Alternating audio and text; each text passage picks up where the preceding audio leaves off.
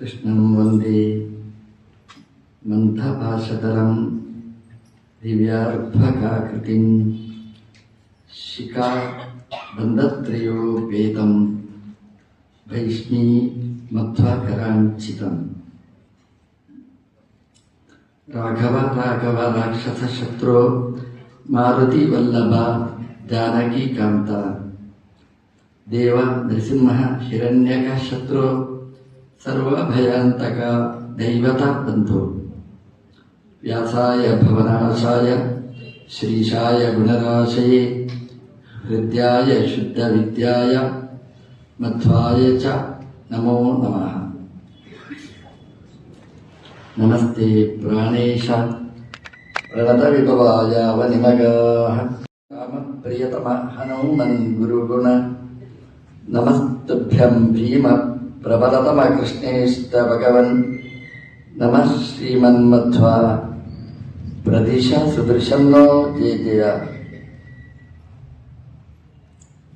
ತಪೋ ವಿದ್ಯಾ ವಿರಕ್ತ್ಯಾದಿ ಸದ್ಗುಣೌಘಾಕರಾನಹಂ ವಾದಿರಾಜ ಗುರೂನ್ ವಂದೇ ಹಯಗ್ರೀವ ಪದಾಶ್ರಯಾಮಿ.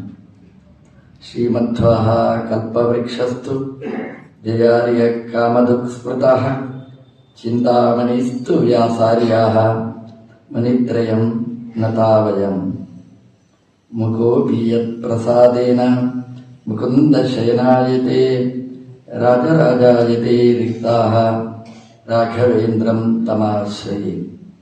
ಬ್ರಹ್ಮಚರ್ಯ ಹರಿಪ್ರೀತಿ ಸುವಿದ್ಯಾವಾದಶಾಲಿನಃ ಇಷ್ಟದಾನ್ ಕಷ್ಟಹರ್ತॄನ್ನಃ ವಿದ್ಯಾಮಾನ್ಯಾನ್ ಮುನೀನ್ ನಮಃ. ಸಮಸ್ತ ಗುರುಭ್ಯೋ ನಮಃ. ಜನ್ಮಾದ್ಯಸ್ಯ ಯತೋನ್ಮಯಾತ್ ಇತರತಶ್ಚಾರ್ಥೇಷ್ವವಿಘ್ನಸ್ವರಾಟ್ ತೇನೇ ಬ್ರಹ್ಮ ಹೃದಯ ಆದಿಕವಯೇ ಮುಷ್ಯಂತಿ ಯಂ ಸೂರಯಃ.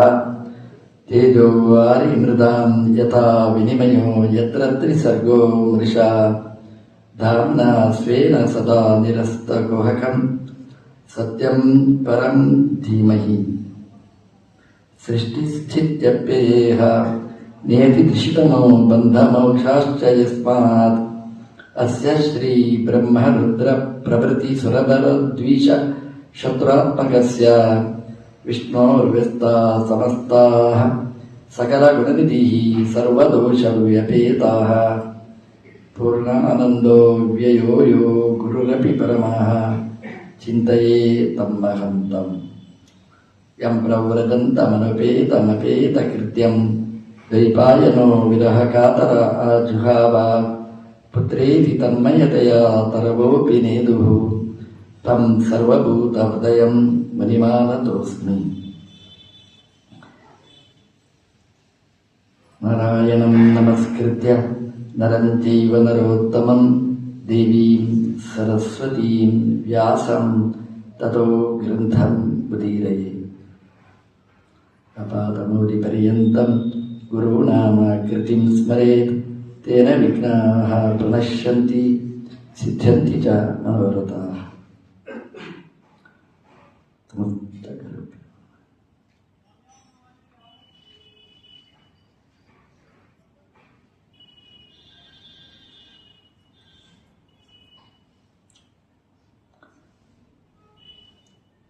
ಕೃಷ್ಣಾವತಾರ ನಮಗೆ ಅರ್ಥ ಆಗದೇ ಇದ್ದ ಒಂದು ಅವತಾರ, ಎಲ್ರಿಗೂ ಇಷ್ಟವಾದ ಅವತಾರ. ಮುಷ್ಯಂತಿ ಎಂ ಸೂರಯ, ಜ್ಞಾನಿಗಳನ್ನು ಮೋಹಗೊಳಿಸಿದ, ಜ್ಞಾನಿಗಳಿಗೂ ಅರ್ಥ ಆಗದೇ ಇರತಕ್ಕ ಒಂದು ಅಪರೂಪದ ಅವತಾರ. ಜೀರ್ಣಿಸಿಕೊಳ್ಳಲಿಕ್ಕಾಗದೇ ಇದ್ದ ಒಂದು ಅವತಾರ ಅದು ಕೃಷ್ಣಾವತಾರ. ರಾಮಾವತಾರ ನಟನೆತ್ತಿಯಲ್ಲಿ ಸೂರ್ಯ ಇರುವಾಗ ಆದರೆ, ಕೃಷ್ಣಾವತಾರ ರೋಹಿಣ್ಯಾಂ ಅರ್ಧರಾತ್ರೇತು ಯದಾ ಕಾಲಾಷ್ಟಮೀ ಭವೇ ಜಯಂತಿ ನಾಮಸಾ ಪ್ರೋಕ್ತ ಸರ್ವಪಾಪ ಪ್ರಣಾಶಿನಿ. ಜಯಂತಿ ಮುಹೂರ್ತದಲ್ಲಿ ನಡು ರಾತ್ರಿಯಲ್ಲಿ ಕೃಷ್ಣಾವತಾರ ಬಂತು. ಸೂರ್ಯನ ಬಿಸಿಲಿನಲ್ಲಿ ರಾಮಾವತಾರ ಅದದ್ದು ಸ್ಫುಟವಾಗಿ ಅರ್ಥ ಆಗುತ್ತೆ. ಎಂಥವರಿಗೂ ಅರ್ಥ ಆಗುವಂತ ರಾಮನ ಹಾಗಿರಬೇಕು ಅಂತ ಹೇಳ್ತಾರೆ. ಕೃಷ್ಣಾವತಾರ ಹಾಗಲ್ಲ. ಅದು ರಾತ್ರಿಯಲ್ಲಿ ಆದ ಅವತಾರ, ಚಂದ್ರ ಉದಯಿಸಿದಾಗ ಆದ ಅವತಾರ, ಚಂದ್ರ ವಂಶದಲ್ಲಿ ಆದ ಅವತಾರ. ಚಂದ್ರ ಅಂತಂದ್ರೆ ಮನಸ್ಸಿನಿಂದ ಮಥನೆ ಮಾಡಿದಾಗ ಮಾತ್ರ ಜೀರ್ಣ ಆಗುವ ಅವತಾರ, ಅದು ಕೃಷ್ಣಾವತಾರ. ಬ್ರಹ್ಮಾದಿ ದೇವತೆಗಳು ದೇವಕಿಯ ಗರ್ಭದಲ್ಲಿ ಭಗವಂತ ಬಂದು ಸನ್ನಿಹಿತನಾದಾಗ ಸ್ತೋತ್ರ ಮಾಡ್ತಾರೆ. ಸಾಮಾನ್ಯವಾಗಿ ತಾಯಿ ಬಸಿರಿನಲ್ಲಿ ಹೊತ್ತಾಗ ದೇವರಿಗೆ ಪ್ರದಕ್ಷಿಣೆ ನಮಸ್ಕಾರ ಬರ್ತಾರೆ, ಒಳ್ಳೆಯ ಪ್ರಸವಾಗಿ ಅಂತ. ಇದು ಹಾಗಲ್ಲ, ದೀರ್ಘಮುಖ. ದೇವರು ವಾಸ ಮಾಡಿದ ದೇವಕಿಯ ಗರ್ಭಕ್ಕೇನೆ ಪ್ರದಕ್ಷಿಣೆ ಬಂದರಂತೆ ಬ್ರಹ್ಮಾದಿ ದೇವತೆಗಳು. ಅದೇ ಒಂದು ಗರ್ಭಗುಡಿ. ಬ್ರಹ್ಮಾದಿ ದೇವತೆಗಳು ಸತ್ಯಲೋಕ ದೇವಲೋಕದಲ್ಲಿ ಇರಲಿಲ್ಲ, ಧರೆಗಿಳಿದು ಬಂದರು. ಕೃಷ್ಣ ಇಳಿದು ಬಂದಾಗ ದೇವತೆಗಳ ಗಣನನೇ ಭೂಮಿಗೆ ಇಳಿದು ಬಂತು. ದೇವಕಿಯ ಗರ್ಭದ ಸುತ್ತ ಕೈ ಮುಗಿದು ಸ್ತೋತ್ರ ಮಾಡಿದ್ರಂತೆ. ಏನು ಸ್ತೋತ್ರ ಮಾಡಿದರು? ಸತ್ಯವ್ರತಂ ಸತ್ಯಪರಂ ತ್ರಿಸತ್ಯಂ ಸತ್ಯಸ್ಯ ಯೋನಿ ನಿಹಿತಂಚ ಸತ್ಯೇ ಸತ್ಯಸ್ಯ ಸತ್ಯಂ ನ ಸತ್ಯನೇತ್ರಂ ಸತ್ಯಾತ್ಮಕಂ ತ್ವಾಂ ಶರಣಂ ಪ್ರಪನ್ನಾಃ. 8 ಬಾರಿ ಸತ್ಯ ಸತ್ಯ ಸತ್ಯ ಸತ್ಯ ಅಂತ ಹೇಳ್ತಾರೆ. ನಾವು ಹೇಳ್ತೀವಿ ಕೃಷ್ಣ ಸುಳ್ಳ ಸುಳ್ಳ ಸುಳ್ಳ ಸುಳ್ಳ ಅಂತ ಹೇಳ್ತೀವಿ. ಸತ್ಯಲೋಕದ ಅಧಿಪತಿಗಳಾದ ಬ್ರಹ್ಮದೇವರು ಸತ್ಯಾತ್ಮಕಂ ಭಗವಂತ ಸತ್ಯ ಸತ್ಯ ಸತ್ಯ ಸತ್ಯ ಅವನು ಮಾಡಿದ ಸೃಷ್ಟಿ ಅದೆಲ್ಲ ಸತ್ಯ ಅಂತ ಹೇಳಿದರೆ ನಮ್ದೆಲ್ಲ ಸುಳ್ಳು ಸುಳ್ಳು ಅಂತ ಹೇಳುವ ನಮ್ಮ ಚಿಂತನೆ ಅದೆಷ್ಟು ಮೂರ್ಖತನದ ಪರಮಾವಧಿ ಅನ್ನೋದನ್ನು ನಮಗೆ ತೋರಿಸುತ್ತದೆ. ಸತ್ಯವ್ರತಂ ಈ ಶ್ಲೋಕನೇ ತುಂಬಾ ರೋಚಕವಾದ್ದು. ಕೃಷ್ಣನ ಇಡೀ ವೈಭವವನ್ನು ನಮ್ಮ ಕಣ್ಣ ಮುಂದೆ ಪ್ರಸ್ತುತಪಡಿಸ್ತದೆ. ಕೃಷ್ಣ ಅಂದ್ರೆ ನಾವು ತಿಳ್ಕೊಂಡ ಹಾಗಲ್ಲ, ಅದು ಸತ್ಯಪರ, ಸತ್ಯವನ್ನು ಮೀರಿ ನಿಂತದ್ದು. ಸತ್ಯ ಅಂದ್ರೆ ಏನು? ಶ್ರೀಮದ್ ಆಚಾರ್ಯರು ಇದಕ್ಕೆ ವ್ಯಾಖ್ಯಾನವನ್ನು ಮಾಡಿದ್ದಾರೆ. ಸತ್ಯ ಅಂತಂದ್ರೆ ಅದು ಭಗವಂತ ಸತ್ಯಕ್ಕಿಂತ, ಸತ್ಯ ಅಂದ್ರೆ ಮೂರ್ತ ಅಮೂರ್ತ ಜಗತ್ತಿಗಿಂತ ಮಿಗಿಲಾದವ. ಸತ್ಯಾತ್ ಪರಂ. ಸತ್ ಅಂದ್ರೆ ಸತ್ ಮೂರ್ತಂ ಸತಿ ಸಂಪ್ರೋಕ್ತಂ, ಅಮೂರ್ತಂ ಅಸದುಚ್ಯತೆ ಅಂತ ವ್ಯಾಖ್ಯಾನ ಮಾಡಿದ್ದಾರೆ. ಸತ್ ಅಂದ್ರೆ ಮೂರ್ತ ಪ್ರಪಂಚ, ಅಸತ್ ಅಂದ್ರೆ ಅಮೂರ್ತ ಪ್ರಪಂಚ, ಅದಕ್ಕಿಂತ ಪರ, ಅದನ್ನು ಮೀರಿ ನಿಂತವ ಕೃಷ್ಣ ಅಂತ. ಮೂರ್ತ ಅಂದ್ರೆ ಮಣ್ಣು, ನೀರು, ಬೆಂಕಿ, ಇದಕ್ಕೆ ಮೂರ್ತ ಸತ್ ಅಂತ ಕರೀತಾರೆ. ವಾಯು, ಆಕಾಶ, ಇದನ್ನು ಅಮೂರ್ತ ಅಂತ ಹೇಳ್ತಾರೆ. ಅದನ್ನು ಮೀರಿ ನಿಂತದ್ದು ಕೃಷ್ಣ. ಪಂಚಭೂತಗಳನ್ನು ಮೀರಿ ನಿಂತ ದೇವರು ಕೃಷ್ಣ. ಪಾಂಚಭೌತಿಕವಾದ ದೇಹ ಅದು ಭಗವಂತನದ್ದಲ್ಲ. ಮತ್ತೇನದು? ಸತ್ಯವ್ರತಂ. ದೇವರ ಶರೀರ ಅದು ಜ್ಞಾನಮಯ, ದೇವರ ಶರೀರ ಅದು ಆನಂದಮಯ, ದೇವರ ಶರೀರ ಅದು ನಿರ್ದೋಷವಾದದ್ದು. ಹೀಗೆ ಭಗವಂತ ದೋಷ ಇಲ್ಲದೆ ಇದ್ದ ಜ್ಞಾನಮಯನಾದವ, ಆನಂದಮಯನಾದವ, ಅದು ಭಗವಂತ.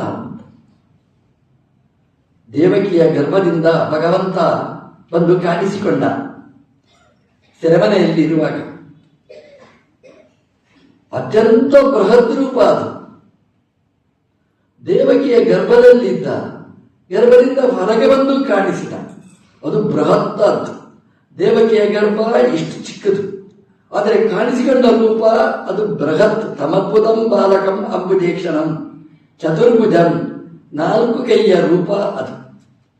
ಅದು ಪೀತಾಂಬರವನ್ನು ಧಾರಣೆ ಮಾಡಿತ್ತು, ಕೌಸ್ತುಭಾದಿ ಆಭರಣಗಳನ್ನು ತೊಟ್ಟುಕೊಂಡಿದೆ, ಶಂಖಚಕ್ರ ಗದಾದಿ ಆಯುಧಧಾರಿಯಾಗಿರತಕ್ಕಂತಹ ರೂಪ. ಇದನ್ನು ಏನು ಹೇಳಿ? ಭೌತಿಕ ರೂಪ ಆಗಿದ್ರೆ ಹೊಟ್ಟೆಯೊಳಗೆ ಪುಟ್ಟದಿರಬೇಕು, ಇಲ್ಲಿ ದೊಡ್ಡದು, ಹೇಗಾಯಿತು? ಎಲ್ಲ ಕಡೆ ಕಂಸನ ಸೆರೆಮನೆಯಲ್ಲಿ ಬಂಧನ ಇದೆ, ಅದರ ಒಳಗೆ ಕಾಣಿಸ್ಲಿಕ್ಕೆ ಹೇಗೆ ಸಾಧ್ಯ? ಅದು ಅದು ನಾವು ಕಂಡ ಹಾಗೆ ಅಲ್ಲ, ಎಲ್ಲವನ್ನೂ ಮೀರಿ ನಿಂತ ರೂಪ ಅದು ಸತ್ಯವ್ರತಂ, ಜ್ಞಾನಾನಂದಮಯವಾದ ರೂಪ. ಸತ್ಯವ್ರತ ಅಂದರೆ ಎರಡು ಅರ್ಥ ಅದಕ್ಕೆ. ಭಗವಂತನ ವೃತ ಅದು ಸತ್ಯ, ಏನು ಸಂಕಲ್ಪ ಅದು ಸತ್ಯ. ಸತ್ಯ ಅಂದರೆ ಸತ್ಯಲೋಕದ ಅಧಿಪತಿಗಳು ಬ್ರಹ್ಮದೇವರು, ಅವರ ಪದವಿಗೆ ಬರುವವರು ವಾಯುದೇವರು, ಅವರ ಮಾತಿನಲ್ಲಿ ವೃತ ಉಳ್ಳವ. ವಾಯುದೇವರು ಹೇಳಿದರು ಕಂಸನಿಗೆ, ಕಂಸ ದೇವಕಿ ವಸುದೇವರನ್ನು ಮದುವೆಯ ನಿಮಿತ್ತಕವಾಗಿ ಮೆರವಣಿಗೆಯಲ್ಲಿ ಕರ್ಕೊಂಡು ಹೋಗ್ತಿದ್ದ. ತಾನೇ ಕುದುರೆಯ ಹಗ್ಗ ಹಿಡಿದು ಕರ್ಕೊಂಡು ಹೋಗ್ತಿದ್ದ. ಭಾರೀ ವೈಭವ, ಬಂಗಾರದ ರಥದಲ್ಲಿ ಕೂಡಿಸಿ ಉತ್ಸವ ಮಾಡಿಸಿದ ಕಂಸ. ಅಶರೀರವಾಣಿಯಾಯಿತು. ವಾಯುದೇವರು ಹೇಳಿದರು, ಇವಳ 8ನೆಯ ಮಗ ನಿನ್ನನ್ನು ಕೊಲ್ತಾನೆ, ಅಸ್ಯಾಹ ಅಷ್ಟಮೋ ಗರ್ಭ ತ್ವಾಂ ಹಂತ. ಹೇಗಿರ್ಬೋದು? ದೇವರು ಹೇಳಿದ, ಅಸ್ತು ಸತ್ಯವೃತಂ, ವಾಯುದೇವರ ಮಾತನ್ನು ಸತ್ಯ ಅಂತ ಮಾಡ್ತೇನೆ ಅಂತ ಹೇಳಿದ. ದೇವಕಿಯ ಗರ್ಭದಲ್ಲಿ 8ನೇ ಮಗುವಾಗಿ ನಾನು ಬರ್ತೇನೆ. ಕರಾರು ವಾಕ್ಕಾಗಿ 8ನೇ ಮಗು ಇವಳನ್ನು ಕೊಲ್ತದೆ. ಅವನು ಕತ್ತಿ ಎತ್ತಿದ. ದೇವಕಿಯ ಕತ್ತನ್ನು ಕತ್ತರಿಸಬೇಕು ಅಂತ ತೀರ್ಮಾನ ಮಾಡಿದ ಕಂಸ. ಬಂಗಾರದ ರಥದಲ್ಲಿ ಮೆರವಣಿಗೆ ಮಾಡಿಸಿದ. ನಿನ್ನನ್ನು ಕೊಲ್ಲುವ ಕೂಸು ನಿನ್ನ ಗರ್ಭದಲ್ಲಿ ಬರುತ್ತೆ ಅಂತ ಹೇಳಿದಾಗ ಕೊಲ್ಲಬೇಕು ಅಂತ ಕತ್ತನ್ನು ಕತ್ತರಿಸಲಿಕ್ಕೆ ಕತ್ತಿ ಎತ್ತಿದ. ವಸುದೇವ ಸಮಾಧಾನ ಮಾಡಿದ. ಕಂಸ, ದೇವಕಿ ಕೊಲ್ಲುವುದಲ್ಲ ನಿನ್ನನ್ನು, ದೇವಕಿಯನ್ನು ಯಾಕೆ ಕೊಲ್ತಿ? ದೇವಕಿಯ ಗರ್ಭ ಕೊಲ್ಲುತ್ತೇನೆ. ದೇವಕಿಯ ಗರ್ಭ ಯಾವುದದು? 8ನೇ ಗರ್ಭ. ಈಗ ಯಾಕೆ ಕೊಲ್ತಿ? ಹೌದಲ್ವಾ? ಬುದ್ಧಿ ಇಲ್ಲ, ಅಷ್ಟೇ ಶಕ್ತಿ ಇರುತ್ತ ಅವನಿಗೆ. ಆಯಿತು ಅಂತ ಬಿಟ್ಟ. ಸೆರೆಮನೆಯಲ್ಲಿ ಇಟ್ಟ. ಆದರೆ ಭಗವಂತ ಆ ಮಾತನ್ನು ಸತ್ಯ ಮಾಡಿದ. ಸತ್ಯವ್ರತಂ, 8ನೇ ಗರ್ಭ ಕೊಲ್ತದೆ ಅನ್ನುವ ಮಾತನ್ನು ಸತ್ಯಗೊಳಿಸಲಿಕ್ಕೋಸ್ಕರವಾಗಿ 6 ಮಕ್ಕಳು ಬರಿಪಶು ಆಗ್ತಾರೆ. 7ನೇ ಮಗು ಶೇಷ ಬಲರಾಮನಾಗಿ ಬರ್ತಾನೆ. ದೇವಕಿಯಿಂದ ರೋಹಿಣಿಗೆ ಉದರಕ್ಕೆ ವರ್ಗಾವಣೆ ಆಗ್ತದೆ. 8ನೇ ಗರ್ಭದಲ್ಲಿ ದೇವರೇ ಬಂದು ಅಲ್ಲಿ ಕೂಡ್ತಾನೆ. ದೇವಕಿಯ ಮುಂದೆ ಬಂದು ಕಾಣಿಸ್ತಾನೆ ಭಗವಂತ. ಅದನ್ನು ಹೇಳಿದರು ಸತ್ಯವೃತ. ಭಗವಂತ ವೃತ ಅದು ಸತ್ಯನೇ, 8ನೇ ಗರ್ಭದಲ್ಲಿ ಬರುವುದು. ಅದು ಕಂಸನ ಸಂಹಾರಕ್ಕೋಸ್ಕರನೇ, ಅದು ಸತ್ಯ. ದೇವರು ಸತ್ಯಪರಂ. ಇದನ್ನು ಮೀರಿ ನಿಂತವ, ಪಂಚಭೂತಗಳನ್ನು ಮೀರಿ ನಿಂತವ. ಕೃಷ್ಣನ ಚರಿತ್ರೆಯನ್ನು ನಾವು ನೋಡಿದರೆ ನಮಗೆ ಸ್ಪಷ್ಟವಾಗಿ ಗೊತ್ತಾಗುತ್ತೆ. ಮಣ್ಣು, ನೀರು, ಬೆಂಕಿ, ಗಾಳಿ ಎಲ್ಲವನ್ನೂ ಮೀರಿ ನಿಂತ ಶಕ್ತಿ. ಒಂದೊಂದು ಘಟನೆ ನಾವು ನೆನಪಿಸಿಕೊಂಡ್ರೆ, ದೇವರು ನೀರನ್ನು ಮೀರಿ ನಿಂತವ. ವಸುದೇವ ಕೃಷ್ಣನನ್ನು ಹೊತ್ಕೊಂಡು ಹೊರಟ. ಕಂಸನಿಗೆ ಗೊತ್ತಿಲ್ಲ. ಅವನು ಬೀಗ ಹಾಕಿ ಹೋಗಿದ್ದಾನೆ. 7 ಬಾಗಿಲು ಭದ್ರವಾಗಿದೆ. ಆದರೆ ಕೃಷ್ಣ ಬಂದರೆ 7 ಬಾಗಿಲು ದಡ ದಡ ದಡ ಅಂತ ಈ ಸೆನ್ಸಾರ್ ಇದ್ದಾಗೇನೆ. ಈ ಸೆನ್ಸಾರ್ನ ಬಾಗಿಲು ಇಟ್ಟರೆ ಬಂದ ಕೂಡಲೇ ಓಪನ್ ಆಗಿಬಿಡುತ್ತೆ. ಆ ಬಾಗಿಲಿಗೂ ಪ್ರಾಯಶಃ ಕೃಷ್ಣನ ಸೆನ್ಸಾರ್ ಇರ್ತಿದ್ದೇವೆ ಪ್ರಾಯಶಃ. ಕೃಷ್ಣ ಬಂದ ಕೂಡಲೇ ಓಪನ್ ಆಯ್ತು, ಕೃಷ್ಣ ಹೋದ ಕೂಡಲೇ ಮುಚ್ಚಿ ಹೋಯ್ತು. ಬೀಗದ ಮೇಲೆ ಇರುವುದು ಕಂಸನ ಹತ್ರ. ತನ್ನಷ್ಟಕ್ಕೆ ತನ್ನ ಬಾಗಿಲನ್ನು ತೆರೆದುಕೊಂಡಿತು. ಇದು ಕೃಷ್ಣ ಸತ್ಯಪರಂ. ಈ ಮಣ್ಣನ್ನು ಮೀರಿ ನಿಂತವ, ಪೃಥ್ವಿಯನ್ನು ಮೀರಿ ನಿಂತವ. ಎದ್ರೆ ಪೃಥ್ವಿ ಅವನಿಗೆ ಪ್ರತಿಬಂಧಕ ಅಲ್ಲ. ದೇವರು ಹೊರಟ. ದೇವರು ಹೊರಟ್ರೆ ಮಳೆ ಬರಲಿಕ್ಕೆ ಪ್ರಾರಂಭ ಆಯಿತು. ಮಳೆಗಾಲ ಆಯಿತು. ಮಳೆ ವರ್ಷ ಹರಿಯಿತು. ಆದರೆ ಕೃಷ್ಣ ಒದ್ದೆ ಆಗಲಿಲ್ಲ. ಯಾಕೆಂದ್ರೆ ಶೇಷ ಕೊಡೆ ಹಿಡಿದ. ಭಗವಂತನಿಗೆ ಮಳೆ ನೀರು ಪ್ರತಿಬಂಧಕ ಆಗಲಿಲ್ಲ. ಮುಂದೆ ಬಂದರೆ ನೀರು ಯಮನೆ, ಮೇರೆ ಮೀರಿ ಹರಿಯುವ ಯಮನೆ. ಅಲ್ಲಿ ಇಳಿದ್ರೆ ಯಮನೆ ಯಮಲೋಕಕ್ಕೆ ಕರ್ಕೊಂಡು ಹೋಗುವವಳು. ವಸುದೇವ ಒಂದು ಕಡೆಯಲ್ಲಿ ಯಮನೆಯನ್ನು ನೋಡ್ತಾನೆ, ಒಂದು ಕಡೆಯಲ್ಲಿ ಕೃಷ್ಣನನ್ನು ನೋಡ್ತಾನೆ. ಗೊತ್ತಾಗಲಿಲ್ಲ. ಕೃಷ್ಣ ಹೇಳಿದ, ಅಪ್ಪ ಹೋಗು ಅಂತ, ಇಳಿ ನೀರಿಗೆ ಅಂತ. ಹೇಗೆ ಇಳಿಲಿಕ್ಕೆ ಸಾಧ್ಯ? ಹರಿಯುವ, ವೇಗವಾಗಿ ಹರಿಯುವ ನದಿಯ ಮಧ್ಯದಲ್ಲಿ ಇಳಿಲಿಕ್ಕೆ ಹೇಗೆ ಸಾಧ್ಯ? ಕೃಷ್ಣ ಹೇಳಿದ, ಅಪ್ಪ ಇಳಿ. ನೋಡ್ತಾನೆ, ಯಮನೆಯಲ್ಲಿ ನೀರು ವಿಭಾಗ ಆಗಿ ಬಿಟ್ಟಿದೆ. ಒಂದು ಸೇತುವೆ ಕಟ್ಟಿದರೆ ಹೇಗೆ ಒಂದು ಅಣೆಕಟ್ಟು ಕಟ್ಟಿದರೆ ಹೇಗೆ ನೀರು ಇಬ್ಬಾಗಾಗಿ ಬಿಟ್ಟಿದೆ. ಆಚೆಯ ನೀರು ಆಚೆ, ಈಚೆಯ ನೀರು ಈಚೆ, ಎರಡು ವಿಭಾಗ ಆಗಿ ಬಿಟ್ಟಿದೆ. ವಸುದೇವ ದಾಟಿದ. ಇದೇನು ಹೇಳಿ ಯಾರಿಗೆ ಸತ್ಯ? ಕೃಷ್ಣ ಆಚೆ ಹೋದ, ಮತ್ತೆ ನದಿ ನೀರು ಹರಿಯಲಿಕ್ಕೆ ಪ್ರಾರಂಭ ಆಯಿತು. ದೇವರು ತೋರಿಸಿದ ಸತ್ಯ ಪರಂ, ನೀರನ್ನು ಮೀರಿ ನಿಂತ ಶಕ್ತಿ ನಾನು, ನೀರನ್ನು ನಿಯಂತ್ರಣ ಮಾಡುವ ಶಕ್ತಿ ನನಗಿದೆ. ವೇಗವಾಗಿ ಹರಿಯುವ ನದಿಯನ್ನು ಸ್ಥಗನೆ ಮಾಡುವ ತಾಕತ್ತು ಅದು ಯಾರಿಗಿದೆ? ಕೃಷ್ಣ ಹೇಳಿದ ಸತ್ಯಪರಂ. ಬ್ರಹ್ಮದೇವರು ಸ್ತೋತ್ರ ಮಾಡಿದರು. ನೀರನ್ನು ತಡೆಯುವ ಸಾಮರ್ಥ್ಯ ಅದು ಕೃಷ್ಣನಿಗೆ. ಉಪನಿಷತ್ತಲ್ಲಿ ಹೇಳ್ತಾನೆ, ಏತಸ್ಯ ವಾ ಅಕ್ಷರಸ್ಯ ಪ್ರಶಾಸನೆ ನ ಪ್ರಾಚ್ಯ ನದ್ಯಸ್ಯಂದಂತೆ. ನದಿಗಳು ಹರಿಬೇಕಾದರೆ ಭಗವಂತನ ಆಜ್ಞೆ ಬೇಕು ಅಂತ.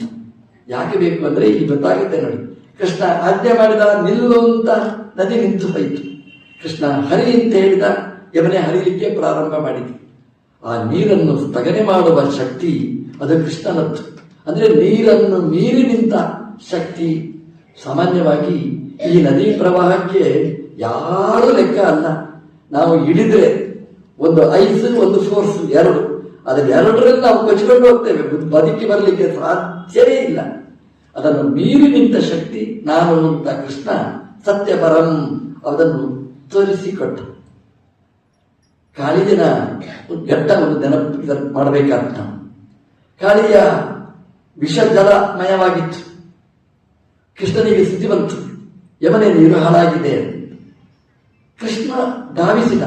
ನಮ್ಮಲ್ಲಿ ಆದರೆ ಅಪ್ಲಿಕೇಶನ್ ಕೊಟ್ಟು ಅವರು ಬಂದು ಪರೀಕ್ಷೆ ಮಾಡುವಾಗ ಊರಿನವರೆಲ್ಲ ಸತ್ತು ಹೋಗಿರ್ತಾರೆ ನೀರು ಕುಡಿದು. ಕೃಷ್ಣ ತಕ್ಷಣ ಧಾವಿಸಿದ. ಆ ನೀರು ಯಮನ ತೀರಕ್ಕೇನೆ ಬಂದ. ಎಲ್ಲಿ ಕಾಳಿಯ ಅಲ್ಲಿಗೇನೆ ಬಂದ. ಸೊಂಟಕ್ಕೆ ಬಟ್ಟೆ ಕಟ್ಟಿಕೊಂಡ, ಕದಂಬ ವೃಕ್ಷವನ್ನು ಏರಿದ, ನೀರಿಗೆ ಹಾರಿದ. ಅದು ಎಲ್ಲಿ? ಕಾಳಿಯ ವಿಷ ಸರ್ಪ ಅಲ್ಲಿಗೇನೆ ಹಾರಿದ. ಕಾಳಿಯ ಕೃಷ್ಣನನ್ನು ಬಬಂದ ಭೋಗೈ, ತನ್ನ ಶರೀರದಿಂದ ಕೃಷ್ಣನನ್ನು ಕಟ್ಟಿ ಹಾಕಿದ. ಆದರೆ ಕೃಷ್ಣ ಅವನನ್ನು ಕುಣಿಸಿದ ಅಂತ, ಅವನಿಗೆ ಸಾಕು ಮಾಡಿದ ಅಂತ. ಕೊನೆಗೆ ಕಾಳಿಯನ ಹೆಣ್ಮಕ್ಕಳೆಲ್ಲ ಬಂದು ಪ್ರಾರ್ಥನೆ ಮಾಡಿದರಂತೆ. ಕೃಷ್ಣ ಕಾಳಿಯನ ಹೆಡೆಯ ಮೇಲೆ ಹೋಗಿ ನಿಂತಂತೆ. ಆ ಹೆಡೆಗಳಲ್ಲಿ ಕೃಷ್ಣ ನನರ್ಥ ಗೋಪಾಲಕ ಬಾಲಮೌಳಿ ದೇವರು ಆ ಕಾಳಿಯನ ಹೆಡೆಯ ಮೇಲೆ ನೃತ್ಯ ಮಾಡಿದ ಅಂತ. ನನರ್ಥ ಅಂತ ಹೇಳ್ತಾರೆ. ಹಾವು ಬಂದ್ರೆ ನಾವು ಇಲ್ಲಿ ನನ್ನರ್ಥ ನಾವು ಕುಣಿತೇವೆ. ಅಲ್ಲಿ ಹಾವು ಬಂತು ಅಂದ್ರೆ ನಾವಿಲ್ಲಿ ಗಡಗಡ ಅಂತ ಕುಣಿಲಿಕ್ಕೆ ಪ್ರಾರಂಭ ಮಾಡ್ತೇವೆ. ಕೃಷ್ಣ ಹಾಗಲ್ಲ, ಹಾವಿನ ತಲೆಯ ಮೇಲೆ ಕುಣಿಲಿಕ್ಕೆ ಪ್ರಾರಂಭ ಮಾಡಿದ ಅಂತ. ನಟರಾಜ ರಾಜ ಅಂತ ಹೇಳ್ತಾರೆ. ಅಂದ್ರೆ ರುದ್ರದೇವರು ತಾಳ ಹಾಕಿದ್ರಂತೆ, ಬ್ರಹ್ಮದೇವರು ಜಗವು ಹನುಮಂತ ದೇವರು ಹಾಡಿದ್ರಂತೆ, ಬ್ರಹ್ಮದೇವರು ಮೃದಂಗ ನುಡಿಸಿದ್ರಂತೆ, ದೇವರು ಕುಣಿದ ಅಂತ. ನಮ್ಮಲ್ಲೆಲ್ಲ ಮಕ್ಕಳು ಈ ಭರತನಾಟ್ಯ ಎಲ್ಲ ಮಾಡ್ತಾರೆ. ಯಾವುದೋ ಕಾರ್ಯಕ್ರಮಕ್ಕೆ ಹೋಗಿ ಬರ್ತಾರೆ. ನೀವು ಹೋಗಿ ಬಂದ ಮೇಲೆ ಕೇಳಿ, ಮಗು ಹೇಗಾಯ್ತು ನಿನಗೆ? ಸ್ವಲ್ಪ ಕಷ್ಟ ಆಯಿತು. ಯಾಕೆ ಕಷ್ಟ ಆಯಿತು? ಡಯಸ್ ಸರಿ ಇರಲಿಲ್ಲ, ಕುಣಿಲಿಕ್ಕೆ ಆಗಲಿಲ್ಲ ಅಂತ ಹೇಳುತ್ತೆ. ಅಂದ್ರೆ ನಮ್ಮ ದೋಷವನ್ನು ಡಯಸ್ಸಿನ ಮೇಲೆ ಹಾಕ್ತೇವೆ. ನಮ್ಮ ದೇವರು ಕುಣಿದ ಅಂತ ಹೇಳ್ತಾರೆ. ಪುಟಾಣಿ ಕೃಷ್ಣ ಎಲ್ಲಿ ಕುಣಿದ? ಹಾವಿನ ಹೆಡೆಯ ಮೇಲೆ ಕುಣಿದ. ಹಾವಿನ ಹೆಡೆ ಅಂದರೆ ಹೇಗಿರ್ತದೆ? ಅದು ಸ್ಟೇಜ್ ಹೇಗಿರುತ್ತೆ ಮತ್ತು ಆಲೋಚನೆ ಮಾಡಿ. ಅದು ಹೀಗಲ್ಲಾಡ್ತದೆ, ಇನ್ನೊಂದು ಹೆಡೆ ಆಚೆ ಅಲ್ಲಾಡ್ತದೆ, ಮತ್ತೊಂದು ಹೆಡೆ ಹೀಗಂತದೆ. ಅದು ಅಲ್ಲಾಡುವ ಹೆಡೆ. ನಮ್ಮ ದೇವರು ಈ ಹೆಡೆಯಿಂದ ಆ ಹೆಡೆಗೆ ಜಂಪ್ ಮಾಡಿದ, ಅಲ್ಲಿಂದ ಆ ಹೆಡೆಗೆ ಜಂಪ್ ಮಾಡಿದ, ನಾಟ್ಯ ಮಾಡಿದ. ರುದ್ರದೇವರು ತಾಳ ಹಾಕಿದರು. ದೇವರು ಹನುಮಪ್ಪ ಒಳ್ಳೊಳ್ಳೆಯ ಹಾಡುಗಳ ಹಾಡಿದ. ಎಂಥ ನೃತ್ಯ ಅದು ಭಗವಂತನಂತ. ದೇವತೆಗಳು ಪುಷ್ಪವೃಷ್ಟಿ ಮಾಡಿದರಂತೆ. ಅಂದರೆ ದೇವರು ನಾಟ್ಯ ಆಡುವ ಜಾಗ ಅಂತಂದ್ರೆ ಇಂತಹ ಜಾಗಗಳೇ. ಅವರಿಗೆ ಡಯಸ್ ಸರಿ ಇರುವುದಲ್ಲ, ವಕ್ರವಾದ ಡಯಸ್ನಲ್ಲೇ ಭಗವಂತ ಕುಣಿದ. ಆ ಕುಣಿದ್ರೆ ರಕ್ತವಮಂತಂ ಗುರುಸನ್ನದಿಯಂ ನಿತಾಂತಂ. ಆ ಕಾಳಿಯ ರಕ್ತ ವಮನೆ ಮಾಡಲಿಕ್ಕೆ ಪ್ರಾರಂಭ ಮಾಡಿದ. ಅಲ್ಲಿವರೆಗೆ ಭಗವಂತ ಕುಣಿದ ಅಂತ. ಎಲ್ಲ ಹೆಣ್ಮಕ್ಕಳು ಸ್ತೋತ್ರ ಮಾಡಿದರು. ಕೃಷ್ಣ ಅವನ ಬಗ್ಗೆ ಕರುಣೆ ತೋರಿಸಿದ. ಎಲ್ಲ ರಕ್ತ ಒಬ್ಬನೇ ಆಯಿತು. ಕೃಷ್ಣ ಅವನ ಬಾಲ ಹಿಡಿದು ಅವನನ್ನು ರಕ್ಷಣೆ ಮಾಡಿದಂತೆ. ತುಂಬಾ ರೋಚಕವಾಗಿ ಹೇಳುತ್ತೆ, ದೇವರು ಯಥಾಪರಾಧಂ ನನು ದಂಡದಾತ ಅಂತ. ಅಪರಾಧ ಎಷ್ಟು ಅಷ್ಟು ದಂಡವನ್ನು ಕೊಡುವವ ದೇವರು ಅಂತ. ಯಥಾಪರಾಧಂ, ಅಪರಾಧ ಮಾಡಿದ್ದು ಯಾರು? ಬಾಯಿ ವಿಷ ಗಮನೆ ಮಾಡಿ ಅದಕ್ಕೆ ಶಿಕ್ಷೆ ಕೊಟ್ಟ, ತುಳಿದ. ಬಾಲ ಅನ್ಯಾಯ ಮಾಡಲಿಲ್ಲ, ಅದನ್ನು ಕೈಯಲ್ಲಿ ಎತ್ತಿ ಹಿಡಿದ ಅಂತ. ಯಾರು ಅನ್ಯಾಯ ಮಾಡ್ತಾರೆ ಅವರಿಗೆ ಶಿಕ್ಷೆ, ಯಾರು ಅನ್ಯಾಯ ಮಾಡಲಿಲ್ಲ ಆ ಭಾಗ ಎತ್ತಿ ಹಿಡಿದ. ಒಂದೇ ಸರ್ಪದ್ದು ಒಂದು ಭಾಗ ಅನ್ಯಾಯ ಮಾಡಿತು, ಅದನ್ನು ಶಿಕ್ಷಿಸಿದ. ಒಂದು ಭಾಗ ಅನ್ಯಾಯ ಮಾಡಲಿಲ್ಲ, ಅದನ್ನು ಎತ್ತಿ ಹಿಡಿದು ಗೌರವಿಸಿದ. ನಮ್ಮ ದೇವರು ಎಲ್ಲಿ ಅನ್ಯಾಯ ಇದೆ ಅಲ್ಲಿ ಶಿಕ್ಷೆ ಕೊಡ್ತಾನೆ, ಯಾರು ಸರಿ ಇರ್ತಾನೆ ಅವರಿಗೆ ಅನುಗ್ರಹ ಮಾಡ್ತಾನೆ. ಹಾಗಾಗಿ ನಮಗೆಲ್ಲಿಯಾದರೂ ಶಿಕ್ಷೆ ಕೊಟ್ಟರು ಅಂತಂದ್ರೆ ನಾವು ಅನ್ಯಾಯ ಮಾಡಿದ್ದೇವೆ ಅಂತ ಅದಕ್ಕೆ ಅರ್ಥ. ಹಾಗಾಗಿ ಒಬ್ಬರನ್ನು ಎತ್ತಿ ಹಿಡಿದ ಅಂತಂದ್ರೆ ಅವರು ಏನೋ ಒಳ್ಳೆ ಕೆಲಸ ಮಾಡಿದ್ದಾರೆ ಅಂತ ಅದರ ಅರ್ಥ. ಆ ಕಾಳಿಯನನ್ನು ರಮಣಕ್ಕೆ ದೀಪಕಕ್ಕೆ ಕಳುಹಿಸಿಕೊಟ್ಟಂತೆ. ಅಲ್ಲಿ ಮೀಡಿಯಾದವರು ಕೇಳಿದ್ರಂತೆ ಕಾಳಿಯನ ಹತ್ರ, ಕಾಳಿಯ ಕೃಷ್ಣನ ಬಗ್ಗೆ ನಿನಗೇನು ಅನಿಸ್ತದೆ? ಕಾಳಿ ಹೇಳಿದ, ಒಳ್ಳೆಯವ. ಅದೇ ನಿನ್ನನ್ನು ತುಳಿದ, ಅದು ಒಳ್ಳೆಯವ ಅಂತ ಹೇಗೆ ಹೇಳ್ತೀನಿ? ಕಾಳಿಯ ಹೇಳಿದ, ದೇವರು ದೊಡ್ಡ ಉಪಕಾರ ಮಾಡಿದ. ಅಲ್ಲ, ತುಳಿದ ನಿನಗೇನು ಉಪಕಾರ ಮಾಡಿದ? ನನಗೆ ಗರುಡನ ಭಯ ಇತ್ತು, ಎಲ್ಲಿ ಹೋಗ್ಬೇಕಾದ್ರೂ ಗರುಡ ನನ್ನ ಮೇಲೆ ಕಣ್ಣಿಟ್ಟಿದ್ದ. ಹಾಗಾಗಿ ನನಗೆ ಅಲ್ಲಾಡ್ಲಿಕ್ಕೆ ಭಯ ಆಗ್ತಿತ್ತು. ಈಗ ನಿರ್ಭಯ. ಅದ್ಯಾಕೆ? ಕೃಷ್ಣ ತುಳಿದದ್ರಿಂದ ನಿನ್ಗೆ ಯಾಕೆ ನಿರ್ಭಯತ್ವ? ಕೃಷ್ಣ ಕುಣಿದ, ಕೃಷ್ಣನ ಕಾಲಿನ ಮುದ್ರೆ ನನ್ನ ತಲೆಯ ಮೇಲೆ ಬಿದ್ದಿದೆ. ಆ ಧ್ವಜ ವಜ್ರ ಅಂಕುಶ ಅದೆಲ್ಲ ತಲೆಯ ಮೇಲೆ ಬಂದಿದೆ. ಕೃಷ್ಣನ ಮುದ್ರೆ ತಲೆಯ ಮೇಲೆ ಇದ್ದದ್ರಿಂದ ಗರುಡನನ್ನು ಮುಟ್ಲಿಕ್ಕೆ ಅಂತ ಬರ್ತಾನೆ. ಆ ಶಂಖ ಚಕ್ರ ಧ್ವಜ ವಜ್ರ ಅಂಕುಶ ಚಿಹ್ನೆ ನೋಡ್ತಾನೆ, ಅಲ್ಲಿಂದಲೇ ಹರಿ ಹೋಗ್ತಾನೆ. ನನ್ನನ್ನು ಮುಟ್ಟುವುದಿಲ್ಲ, ಆರಾಮವಾಗಿರ್ತೇನೆ. ಭಾಗವತ ಹೇಳಿತು, ಕೃಷ್ಣನ ಗೋಪಿ, ಕೃಷ್ಣನ ಮುದ್ರೆಗಳು ನಮ್ಮಲ್ಲಿ ದೇಹದಲ್ಲಿ ಅಲಂಕೃತವಾಗಿದ್ರೆ ಯಾವ ಶತ್ರುಗಳೂ ನಮ್ಮನ್ನು ಬಾಧಿಸುವುದಿಲ್ಲ, ನಮ್ಮನ್ನೆಲ್ಲ ಗೌರವಿಸುತ್ತಾರೆ ಅಂತ ಭಾಗವತ ಕೃಷ್ಣನ ಕಥೆಯ ಮೂಲಕ ನಮಗೆ ಎಚ್ಚರಿಸಿದೆ. ಕೃಷ್ಣ ನೀರನ್ನು ಮೀರಿ ನಿಂತ ಶಕ್ತಿ. ಸಾಮಾನ್ಯವಾಗಿ ಆ ವಿಷಭರಿತವಾದ ಜಲದಲ್ಲಿ ಇಡೀ ಪ್ರವಾಹವೇ ಕೊಚ್ಚಿಕೊಂಡು ಹೋಗುವಾಗ ನಮ್ಮ ದೇವರಿಗೆ ಏನೂ ಆಗಲಿಲ್ಲ, ನೀರು ಬಾಧಕ ಆಗಲಿಲ್ಲ, ನೀರಿನ ವಿಷ ಮಾರಕ ಆಗಲಿಲ್ಲ. ಅದನ್ನು ಮೀರಿ ನಿಂತ ಶಕ್ತಿ ನೀರು ಕೃಷ್ಣನಿಗೇನೂ ಆಗಲಿಲ್ಲ. ಅಂದ್ರೆ ಸತ್ಯಪರಂ ಮೂರ್ತವಾದ ನೀರನ್ನು ಮೀರಿ ನಿಂತ ಶಕ್ತಿ ಅದು ಕೃಷ್ಣ ಅನ್ನೋದನ್ನು ವಿವರಿಸುತ್ತದೆ. ಒಂದು ಸಲದಿಂದ ಸ್ನಾನಕ್ಕೆ ಅಂತ ಹೋಗ್ತಾನೆ, ದ್ವಾದಶಿ. ಆ ದ್ವಾದಶಿ ದಿವಸ ಸ್ನಾನಕ್ಕೆ ಅಂತ ಹೋಗ್ತಾನೆ. ಬೇಗ ಆಗಬೇಕು ಅಂತ ಬ್ರಹ್ಮಮುಹೂರ್ತಕ್ಕಿಂತ ಮುಂಚೆನೇ ಹೋಗಿದ್ದಾನೆ ಸ್ನಾನಕ್ಕೆ. ಹೋದ್ರೆ ನಂದ ಬರಲಿಲ್ಲ. ಯಾವ ಚಾನಲ್ ತೆಗೆದು ನೋಡಿದ್ರು ಒಂದೇ, ಕೃಷ್ಣನ ಅಪ್ಪ ನದಿಗೆ ಹೋದವ ಮೇಲೆ ಬರಲಿಲ್ಲ.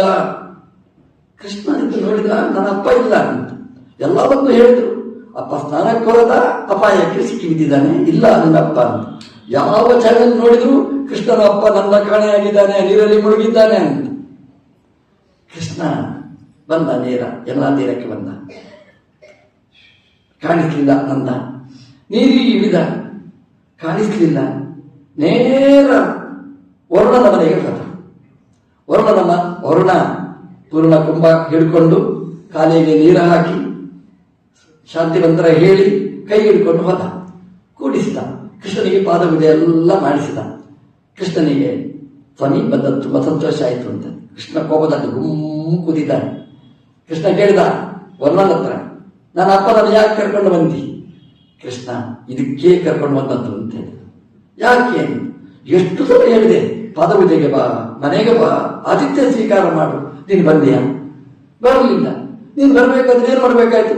ನಿನ್ನ ಅಪ್ಪನನ್ನೇ ಕರೆದೆ, ಅಪ್ಪನನ್ನು ಹುಡ್ಕೊಂಡು ನೀನು ಬಂದಿ. ಹಾಗಾಗಿ ನಾನು ಬಂದದ್ದು ಅದಕ್ಕೋಸ್ಕರ, ನಿನ್ನ ಅಪ್ಪನನ್ನು ತಂದದ್ದು ನೀನು ಬರಬೇಕು ಅನ್ನುವ ದೃಷ್ಟಿಯಲ್ಲಿ ಅಂತ. ಕೃಷ್ಣ ಸಂತೋಷಪಟ್ಟ. ನನ್ನನ್ನು ಕರ್ಕೊಂಡು ಬಂದ. ನೀರಲ್ಲಿ ಮುಳುಗಿ ಹೋಗಿ ಅದೃಶ್ಯನಾದ ಅಪ್ಪನನ್ನು ವರುಣನ ಮನೆಗೆ ಹೋಗಿ ಕರ್ಕೊಂಡು ಬಂದದ್ದು ಕೃಷ್ಣನ ನೀರನ್ನು ಮೀರಿ ನಿಂತ, ನೀರಿನ ದೇವತೆ ವರುಣ, ಅವನನ್ನು ಮೀರಿ ನಿಂತ ಶಕ್ತಿ ಕೃಷ್ಣ. ಸತ್ಯಪರಂ, ನೀರಿಗಿಂತ ಮಿಗಿಲಾದ ದೇವರು ಕೃಷ್ಣ. ನೀರು ಅವನಿಗೆ ಬಾಧಕ ಆಗುವುದಿಲ್ಲ ಅಂತ ನಾವು ಚಿಂತನೆ ಮಾಡಬೇಕಾದ್ದು. ಎಲ್ಲಿಯಾದರೂ ನೀರಿನ ಸಮಸ್ಯೆ ನಮ್ಮ ಮನೆಯಲ್ಲಿ ಬಂದಾಗ ಬರಬಾರದು. ನೀರಿನ ಸಮಸ್ಯೆ ಅಂದರೆ ಕಣ್ಣೀರಿನ ಸಮಸ್ಯೆ ಬಂದಾಗ ನಾವು ಏನು ಮಾಡಬೇಕು? ಸತ್ಯಪರಂ ಅಂತ ಕೃಷ್ಣನನ್ನು ಚಿಂತನೆ ಮಾಡಿದರೆ, ನೀರನ್ನು ಮೀರಿ ನಿಂತ ಶಕ್ತಿ ನೀನು ಅಂತ ಹೇಳಿದರೆ ಮನೆಯಲ್ಲಿ ನೀರಿನ ಸಮಸ್ಯೆ ಬರುವುದಿಲ್ಲ. ಕಣ್ಣೀರಿನ ಸಮಸ್ಯೆ ಅದು ಪರಿಹಾರ ಆಗುತ್ತೆ. ಚಿಂತೆಯನ್ನು ಪರಿಹಾರ ಮಾಡ್ತಾನೆ ಕೃಷ್ಣ ಅಂತ ಬ್ರಹ್ಮದೇವರು ಕೃಷ್ಣನನ್ನು ಮುಂದೆ ಸ್ತೋತ್ರ ಮಾಡಿದ ಬಗೆ ಇದು. ಕೃಷ್ಣ ಮಣ್ಣನ್ನು ಮೀರಿ ನಿಂತವ ಕೃಷ್ಣ. ಎಲ್ಲ ಗೋಪಿಗೆಯರು ಬಂದು ಯಶೋದೆ ಹತ್ರ ದೂರ ಹೇಳಿದರು, ನಿನ್ನ ಮಗ ಮಣ್ಣು ತಿಂದ ಅಂತ. ಯಶೋದೆ ಕರೀತಾಳೆ ಕೃಷ್ಣನ, ಕೃಷ್ಣ ಮಣ್ಣು ತಿಂದ್ಯಾ ಅಂತ. ನಾಂಬ ಮೃದ್ಭಕ್ಷಿತಾಹಂ. ಕೃಷ್ಣ ಹೇಳಿದ, ಅಮ್ಮ ನಾನು ಮಣ್ಣು ತಿನ್ನಲಿಲ್ಲ. ಮುಖ ವಿವೃತಿ ಮಗ, ಬಾಯ್ತರೆ ಅಂತ ಹೇಳಿದೆ. ಕೃಷ್ಣ ಬಾಯಿ ತೆರೆದ. ಎಂತ ವಿನಮ್ರ ಶಿಷ್ಯನ ಹಾಗೆ ನಮ್ಮ ದೇವರು ಬಾಯಿ ತೆರೆದ. ಯಶೋದೆ ಬಾಯಿ ಬಿಟ್ಲು ಅಂತ. ನಮ್ಮ ದೇವರು ಬಾಯಿ ತೆರೆದ್ರೆ ಇಡೀ ಪ್ರಪಂಚವೇ ಬಾಯಿ ತೆರೀಬೇಕು. ಏನು ನೋಡ್ತಾಳೆ, ಎಲ್ಲ ಬ್ರಹ್ಮಾಂಡ ಅದರಲ್ಲಿ ಒಳಗೆ ತುಂಬಿಕೊಂಡಿದೆ. ನೋಡಿ ಅವಳು ಮೂಕ ವಿಸ್ಮಿತಳಾಗ್ತಾಳಂತೆ, ಕೈ ಮುಗಿತಾಳಂತೆ, ಕೃಷ್ಣನಿಗೆ ನಮಸ್ಕಾರ ಮಾಡ್ತಾಳಂತೆ. ಅಮ್ಮನನ್ನು ವಿಸ್ಮಯಗೊಳಿಸಿದ ಶಕ್ತಿ ಅದು ಕೃಷ್ಣ. ಅಂದ್ರೆ ಮಣ್ಣು ತಿಂದದ್ದು ಹೌದು. ಆ ಮಣ್ಣು ತಿಂದ್ರೆ ಅದು ಇಡೀ ಬ್ರಹ್ಮಾಂಡ ಆಯ್ತು. ಯಾರಿಗಾದ್ರೂ ಮಣ್ಣು ತಿನ್ಸಿ ಏನಾಗುತ್ತೆ? ಸತ್ತೋಗುತ್ತೆ ಅಷ್ಟೇ, ಎಲರ್ಜಿ ಆಗುತ್ತೆ ಅಷ್ಟೇ, ಫುಡ್ ಪಾಯ್ಸನ್ ಅಂತ ಹೇಳ್ತಾರೆ ಡಾಕ್ಟರ್. ದೇವರು ಮಣ್ಣು ತಿಂದರೆ ಆ ಮಣ್ಣು ಬ್ರಹ್ಮಾಂಡವಾಗಿ ಪರಿಣಮಿಸಿತು. ಇಷ್ಟು ಮಣ್ಣು ತಿಂದರೆ ಅದು ಇಷ್ಟು ಬ್ರಹ್ಮಾಂಡವಾಯಿತು. ದೇವರ ಬಾಯಿಗೆ ಒಂದು ಇಷ್ಟು ನೈವೇದ್ಯ ಸಮರ್ಪಣೆ ಮಾಡಿದರೆ ಜೀವನ ಇಡೀ ನಮಗೆ ನೈವೇದ್ಯವನ್ನು ಕೊಡುವ ದೇವರು ಕೃಷ್ಣ ಅಂತ ಭಾಗವತ ಹೇಳಿತು. ಸತ್ಯಪರಂ, ಸತ್ಯ ಅಂದರೆ ಮಣ್ಣು, ಮಣ್ಣನ್ನು ಮೀರಿ ನಿಂತ ಶಕ್ತಿ ಅದು ಕೃಷ್ಣ ಶಕ್ತಿ. ಸತ್ಯಪರಂ. ವೃಂದಾವನದಲ್ಲಿರುವಾಗ ಇಂದ್ರನ ಪೂಜೆ ಮಾಡಬೇಕು ಅಂತ ಊರಿನವರೆಲ್ಲ ಸೇರಿ ತೀರ್ಮಾನ ಮಾಡಿದ್ರು. ಕೃಷ್ಣ ಅದಕ್ಕೆ ವಿರೋಧ ಮಾಡಿದ.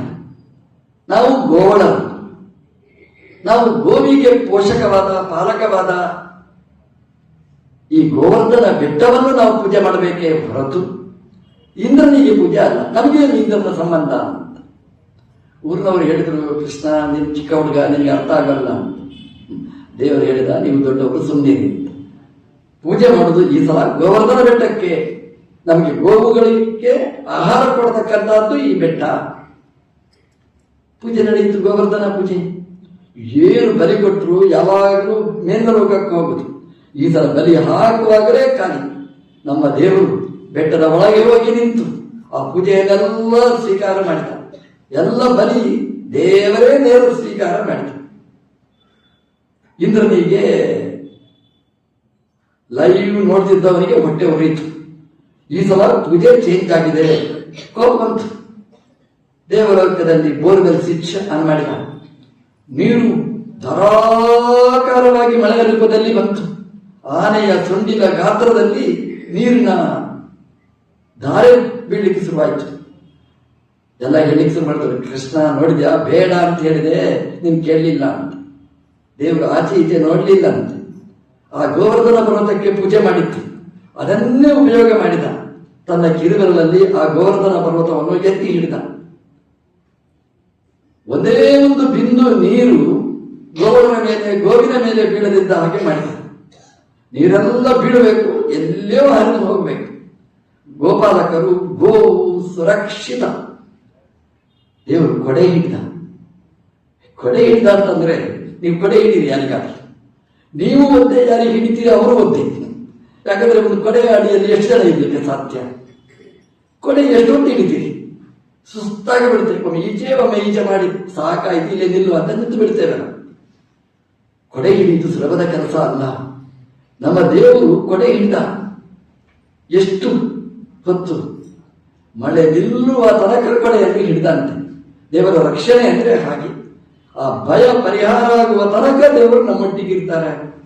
ಯಾರಾದ್ರೂ ನಮಗೆ ಕೊಡೆ ಹಿಡಿತಾರೆ ಅಂತಂದ್ರೆ ಒಂದು ಸೆಕೆಂಡ್ ಕೊಡೆ ಹಿಡಿತಾರೆ ಅಷ್ಟೇ, ಆಮೇಲೆ ಕೊಡೆ ಅಂತ ಹೇಳಿ ಹೋಗ್ಬಿಡ್ತಾರೆ ಅಷ್ಟೇ. ಆದ್ರೆ ನಮ್ಮ ಸಮಸ್ಯೆ ಪರಿಹಾರ ಆಗುವ ತನಕ ಕೊಡೆ ಹಿಡಿದು ನಮಗೆ ರಕ್ಷಣೆ ಮಾಡುವ ಕೃಪಾಛತ್ರ ಕೊಡುವವ ದೇವರು ಕೃಷ್ಣ ಅನ್ನೋದನ್ನು ಭಾಗವತ ಚಿತ್ರಿಸಿದೆ. ದೇವರು ಕರೆದು ಕೇಳಿದಂತೆ ಗೋಪಾಲ ಕರೆದ ವಾದಿರಾಜರು ತುಂಬಾ ರೋಚಕವಾಗಿ ಹೇಳ್ತಾರೆ. ಒಬ್ಬ ಹುಡುಗನನ್ನು ಕರೆದು ಹೇಳ್ತಾರೆ, ಹುಡುಗ ನೋಡು ಆಕಾಶದಲ್ಲಿ ನೀರುಂಟ ನೋಡು ಅಂತ. ಹೋಗಿ ನೋಡಿಕೊಂಡು ಬಂದ. ಅವ ಹೇಳಿದ, ಕೃಷ್ಣ ಆಕಾಶದಲ್ಲಿ ನೀರಿಲ್ಲ. ಅದು ಹೇಳುವಾಗಲೇ ಆಕಾಶದಲ್ಲಿ ನೀರಿಲ್ಲ. ಕೃಷ್ಣ ಕೇಳಿದ, ಮತ್ತೆಲ್ಲಿ ನೀರು? ಇಂದ್ರನ ಕಣ್ಣಲ್ಲಿ ನೀರು ಅಂತ ಹೇಳ್ತ. ಕೃಷ್ಣ ಹೇಳಿದ, ನೋಡ್ಕೊಂಡು ಬಾ, ಆಕಾಶದಲ್ಲಿ ಕಪ್ಪುಂಟ ಅಂದ್ರೆ ಮೋಡ ಇನ್ನೂ ಉಂಟಾ, ಮಳೆ ಬರ್ಲಿಕ್ಕುಂಟಾ ಅಂತ ನೋಡಿಕೊಂಡು ಬಂದ. ಇನ್ನೊಬ್ಬ ಕೃಷ್ಣನ ಹತ್ರ ಹೇಳಿದ, ಕೃಷ್ಣ ಆಕಾಶದಲ್ಲಿ ಕಪ್ಪು ಇಲ್ಲ, ಮತ್ತೆಲ್ಲಿ ಕಪ್ಪು? ಇಂದ್ರನ ಮುಖ ಕಪ್ಪಾಗಿದೆ ಅಂತ ಹೇಳಿದ. ಮಳೆ ನಿಲ್ಲುವ ತನಕ, ಮೋಡ ದೂರ ಸರಿಯುವ ತನಕ ಭಗವಂತ ಕೊಡೆ ಹಿಡಿದ. ಗೋಪಾಲಕರು ಕೃಷ್ಣನ ಮುಖ ನೋಡಿದರಂತೆ, ಗೋವುಗಳು ಕೃಷ್ಣನಲ್ಲೂ ನೋಡಿದವಂತೆ.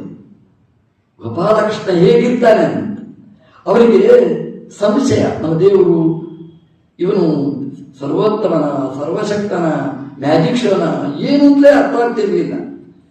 ಇವತ್ತು ದೇವರು ಕೊಡೆ ಹಿಡಿದ, ಗೋವರ್ಧನ ಪರ್ವತವನ್ನು ಎತ್ತಿದ. ಆಚಾರ್ಯರು ಹೇಳುತ್ತಾರೆ, ಕೃಷ್ಣ ಗೋವರ್ಧನ ಪರ್ವತವನ್ನು ಎತ್ತಿದ್ದಲ್ಲ, ಗೋವರ್ಧನ ಉದ್ಧರಣ ಉದ್ಧೃತ ಸಂಶಯ ಸಹ. ಕೃಷ್ಣ ಎತ್ತಿದ್ದು ಗೋವರ್ಧನ ಬೆಟ್ಟವನ್ನಲ್ಲ. ಆ ಗೋಪಾಲಕರಿಗೆ, ಗೋವುಗಳಿಗೆ ಒಂದು ಬೆಟ್ಟದಷ್ಟು ಸಂಶಯ ಇತ್ತು, ಬೆಟ್ಟದಷ್ಟು ವ್ಯಾಮೋಹ ಇತ್ತು.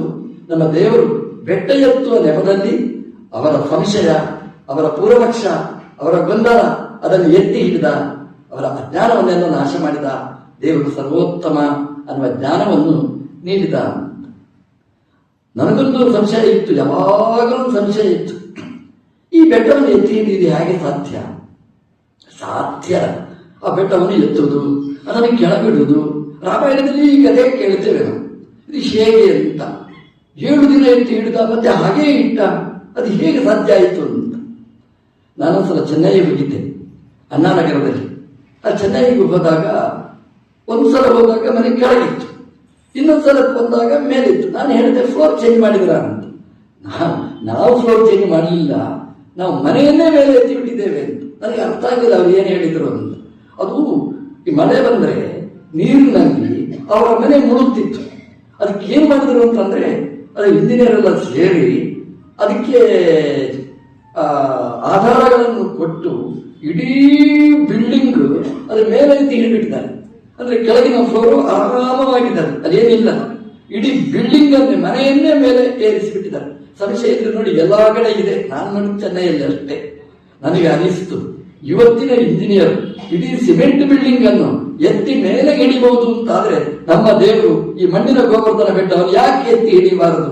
ಅಂದ್ರೆ ಆ ಸೈನ್ಸ್ ಅವತ್ತೇ ಚೆನ್ನಾಗಿತ್ತು. ನಮ್ಮ ದೇವರು ಆ ಬೆಟ್ಟವನ್ನು ಎತ್ತಿ ಹಿಡಿದ, ಬೆಟ್ಟದ ಉಪಾಧಿಯ ಸಮಸ್ಯೆಗಳನ್ನು ಎತ್ತಿ ಹಿಡಿದ ದೇವರು ಅದು ಕೃಷ್ಣ ಅಂತ. ಮಣ್ಣಿನ ಮೇಲೆ ದೇವರಿಗೆ ಎಂತಹ ಶಕ್ತಿ ಇದೆ ಅನ್ನೋದನ್ನು ಭಾಗವತ ವಿವರಿಸಿದೆ. ಸತ್ಯಪರಂ, ನೀರನ್ನು ಮೀರಿ ನಿಂತ ಶಕ್ತಿ, ಮಣ್ಣನ್ನು ಮೀರಿ ನಿಂತ ಶಕ್ತಿ, ಹಾಗೆಯೇ ಬೆಂಕಿಯನ್ನು ಮೀರಿ ನಿಂತ ಶಕ್ತಿ. ಮೂರ್ತ ಅಂದ್ರೆ ಮಣ್ಣು, ನೀರು, ಬೆಂಕಿ, ಅದನ್ನು ಮೀರಿ ನಿಂತ ಶಕ್ತಿ ಅದು ಕೃಷ್ಣ. ಸತ್ಯಪರಂ, ಬೆಂಕಿಯನ್ನು ಮೀರಿ ನಿಂತ ಶಕ್ತಿ. ಬೆಂಕಿ ಅಂತಂದ್ರೆ ವಿಷವೂ ಒಂದು ಬೆಂಕಿ, ವಿಷವು ಬೆಂಕಿಯ ರೂಪದಲ್ಲಿ ಪೀಡಿಸುವಂತಹದ್ದು. ಪೂತನೆ ಕೃಷ್ಣನನ್ನು ಕೊಲ್ಲಬೇಕು ಅಂತ ಬರ್ತಾನೆ. ಪುಟಾಣಿ ಕೃಷ್ಣ ತೊಟ್ಟಿನಲ್ಲಿ ಮಲಗಿದ ದೇವರು. ಯಶೋಧೆಗೆ ಗೊತ್ತಾಗಿಲ್ಲ, ಮಂಪರ್ ನಿದ್ದೆಯಲ್ಲಿ ಇತ್ತು. ಅಲ್ಲಿ ಗೋಪಿಗೆಯ ವೇಷದಲ್ಲಿ ಬಂದಿದ್ದಾಳೆ ಪೂತನೆ. ಯಾರೋ ಮಕ್ಕಳನ್ನು ನೋಡ್ಲಿಕ್ಕೆ ಬಂದಿದ್ದಾರೆ ಅಂತ ಅರ್ಧ ಕಣ್ಣು ತೆರೆದು ಅರ್ಧ ಕಣ್ಣು ಮುಚ್ಚಿ ನಿದ್ರೆಯಲ್ಲಿದ್ದವಳು ಯಶೋದೆ ಮಲಗಿದ್ಲು. ಇವಳು ಎತ್ತಿಕೊಂಡ್ರು ಮಗುವನ್ನು. ಭಾಗವತ ಹೇಳುತ್ತೆ ಚರಾಚರಾತ್ಮಕ ಅಂತ. ತುಂಬಾ ರೋಚಕವಾದ ವಿಶೇಷಣ ಬರ್ತದೆ. ಚರಾಚರಾತ್ಮಕ, ಚರೇ ಅಲ್ಲ, ಚರಾಚರಾತ್ಮಕ. ಚರ ಅಚರ, ಆತ್ಮ ಅಂದ್ರೆ ತಿಂತಾನೆ, ಅತ್ತಿ. ಚರಂ ಅಚರಂಚ ಅತೀತಿ ಚರಾಚರಾತ್ಮಕ ಅಂತ. ದೇವರು ಅತ್ತ ಚರಾಚರ ಗ್ರಹಣಾತ್ ಅಂತ ವ್ಯಾಸರೊಂದು ಸೂತ್ರನೂ ಮಾಡಿದ್ದಾರೆ. ಚರ ಅಚರಗಳನ್ನು ತಿನ್ನುವವ. ಪ್ರಳಯಕಾಲ ಬಂತು ಅಂತಂದ್ರೆ ಇಡೀ ಜಗತ್ತನ್ನೇ ನಂಬ್ತಾನೆ. ಈ ಉದಾಹರಣೆಗಳನ್ನು ನೋಡ್ತಾ ಇರ್ತೇವೆ ನಾವು. ಇದೇ ಬೆಟ್ಟಗಳಲ್ಲಿ ಅದು ಮೇಘಸ್ಫೋಟ ಅಂತ ವಿಚಿತ್ರ ಮಳೆ. ಸಾಮಾನ್ಯವಾಗಿ ಮೋಡ ತಾಗಿ ಮಳೆ ಬಂದು ನೀರು ಬರುವಂತಹದ್ದಿದೆ, ಮೇಘವೇ ಸ್ಫೋಟ ಆಗುವಂತಹದ್ದು, ಅಲ್ಲಿ ಮಳೆ ಬರುವಂತಹದ್ದು ಸಾಧಾರಣ ಇಲ್ಲಿ ಈ ಜಾಗದಲ್ಲೆಲ್ಲ. ಹಾಗಾಗಿ ಬಂತು ಅಂತಂದ್ರೆ ಈ ಕಟ್ಟಡಗಳಲ್ಲಿ ಬೆಂಕಿ ಬೆಳಿಗ್ಗೆ ಇದ್ದಾಗೆ ಹೋಗ್ತಾ ಇರ್ತಾರೆ.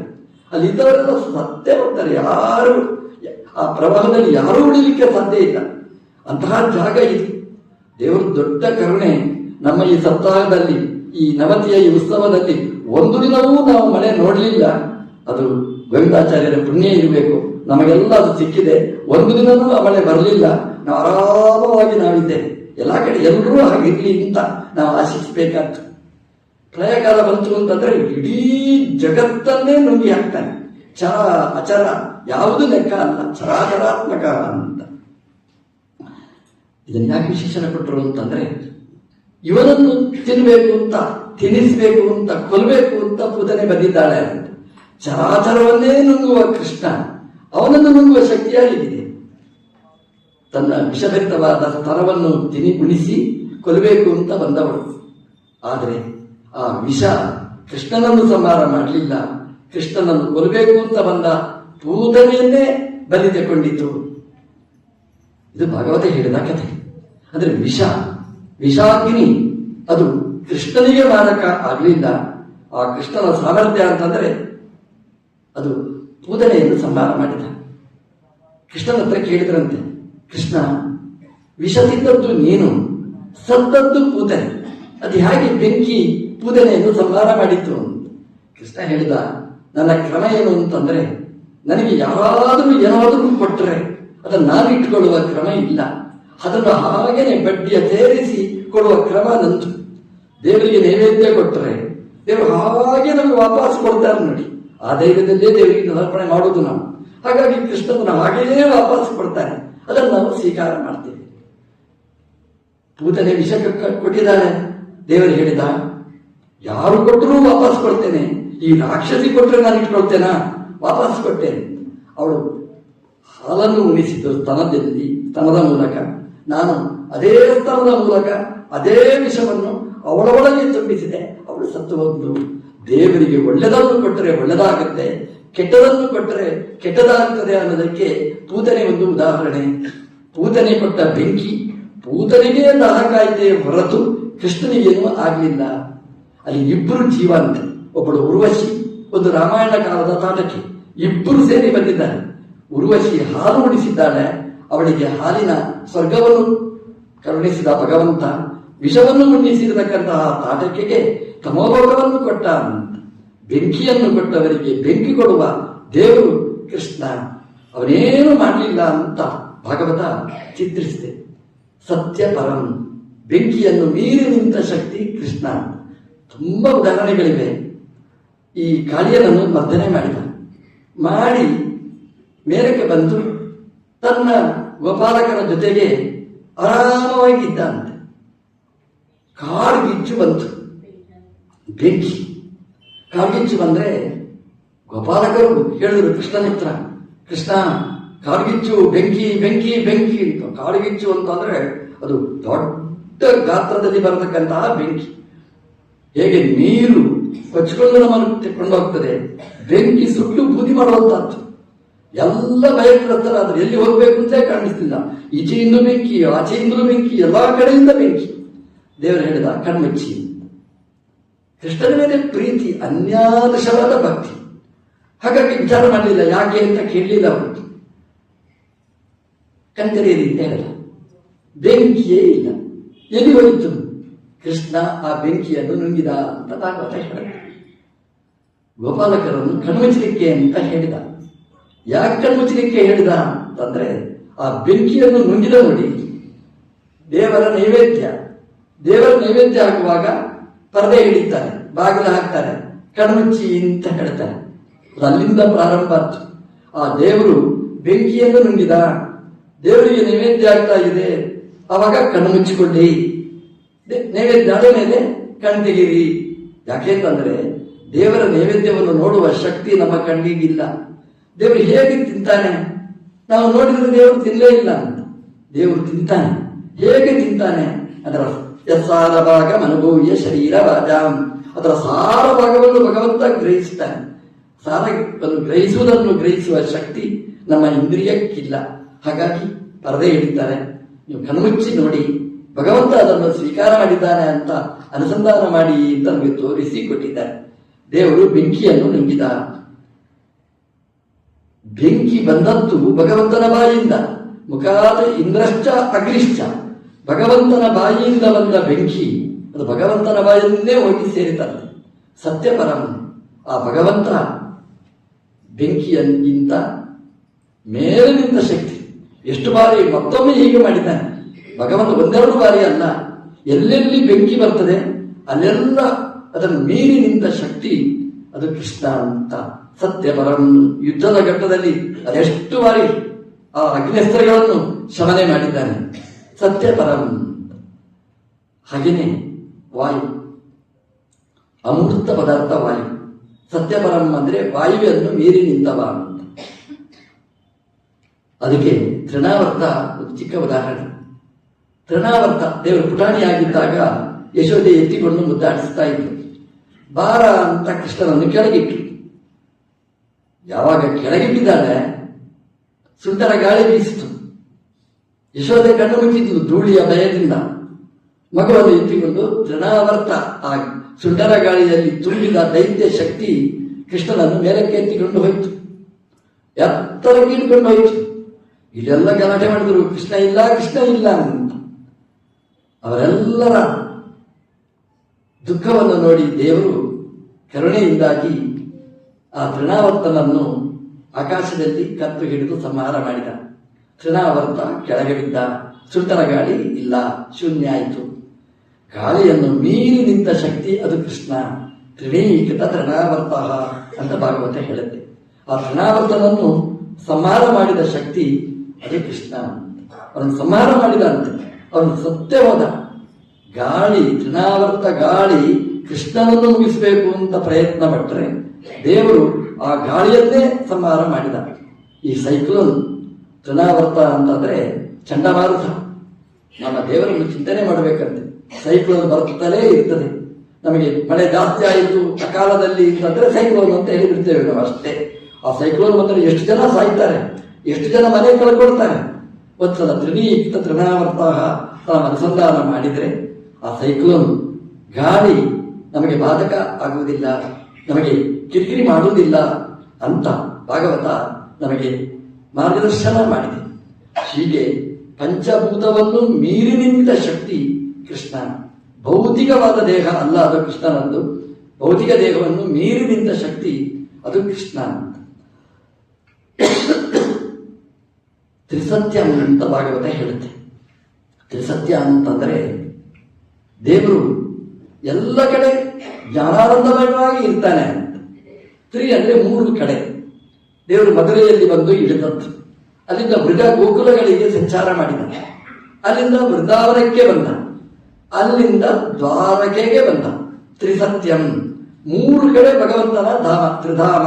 ಅಲ್ಲಿ ಹೇಗೆ ಶ್ವೇತದ್ವೀಪ, ಅನಂತಾಸನ, ವೈಕುಂಠ, ಹಾಗೆ ಭೂಮಿಯಲ್ಲಿ ಮಥುರೆ, ವೃಜ, ದ್ವಾರಕ 3 ಭಗವಂತನ ಧಾಮಗಳು. ತ್ರಿಸತ್ಯಂ, 3ರಲ್ಲಿಯೂ ಭಗವಂತ ಜ್ಞಾನಾನಂದಮಯನಾಗಿ ಇದ್ದವ. ಅವತಾರ ಮಾಡಿದ್ದು ಮಧುರೆಯಲ್ಲಿ. ಮಧುರೆಯಲ್ಲಿ ಅವತಾರ ಮಾಡಿದರೆ ಭಗವಂತ ಅಲ್ಲಿಂದ ಪ್ರಸ್ಥಾನ ಮಾಡಿ ನೇರ ವೃಜಕ್ಕೆ ಬರ್ತಾನೆ, ಗೋಕುಲಕ್ಕೆ ಬರ್ತಾನೆ. ಗೋಕುಲದಲ್ಲಿ ಅಸುರರನ್ನೆಲ್ಲ ಸಂಹಾರ ಮಾಡ್ತಾನೆ. ಸಂಹಾರ ಮಾಡಿದ ಬಳಿಕ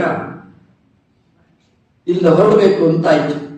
ಎಲ್ಲ ಹೇಳ್ತಾನೆ, ಎಲ್ಲ ಹೊರಡಿ ವೃಜವನ್ನು ಬಿಡೋಣ, ಗೋಕುಲದಿಂದ ವೃಂದಾವನಕ್ಕೆ ಹೋಗೋಣ, ಒಳ್ಳೆ ಜಾಗ, ಏಕಾಂತ ಪ್ರದೇಶ, ಅಲ್ಲಿ ಹೋಗೋಣ ಅಂತ.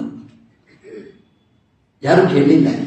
ಎಲ್ಲ ಹೇಳಿದ್ರು, ಕೃಷ್ಣ ನಾವು ಮೊನ್ನೆ ಸೈಡ್ ತಗೊಂಡು ವಾಸ್ತು ಮಾಡಿ ಮನೆ ಕಟ್ಟಿಸಿ ವಾಸ್ತು ಪೂಜೆ ಮಾಡಿ ಗೃಹ ಪ್ರವೇಶ ಮಾಡಿದ್ದಷ್ಟೇ. 4 ದಿವಸ ಮುಂಚೆ ಹೇಳಿದ್ರೆ ಹೋಗೋದಿತ್ತು, ಈಗ ಹೋಗ್ಲಿಕ್ಕಾಗಲ್ಲ ಅಂತ. ಯಾರ ಹತ್ರ ಕೇಳಿದ್ರು ಹೊರಲಿಕ್ಕೆ ತಯಾರಾಗಿಲ್ಲ. ನಮ್ದು ಹಾಗೆ ನೋಡಿ, ಸಾಮಾನ್ಯವಾಗಿ ಒಂದು ಜಾಗಕ್ಕೆ ಅಂಟಿಕೊಂಡ್ರೆ ಅದನ್ನು ಬಿಡ್ಲಿಕ್ಕೆ ತಯಾರಿಲ್ಲ.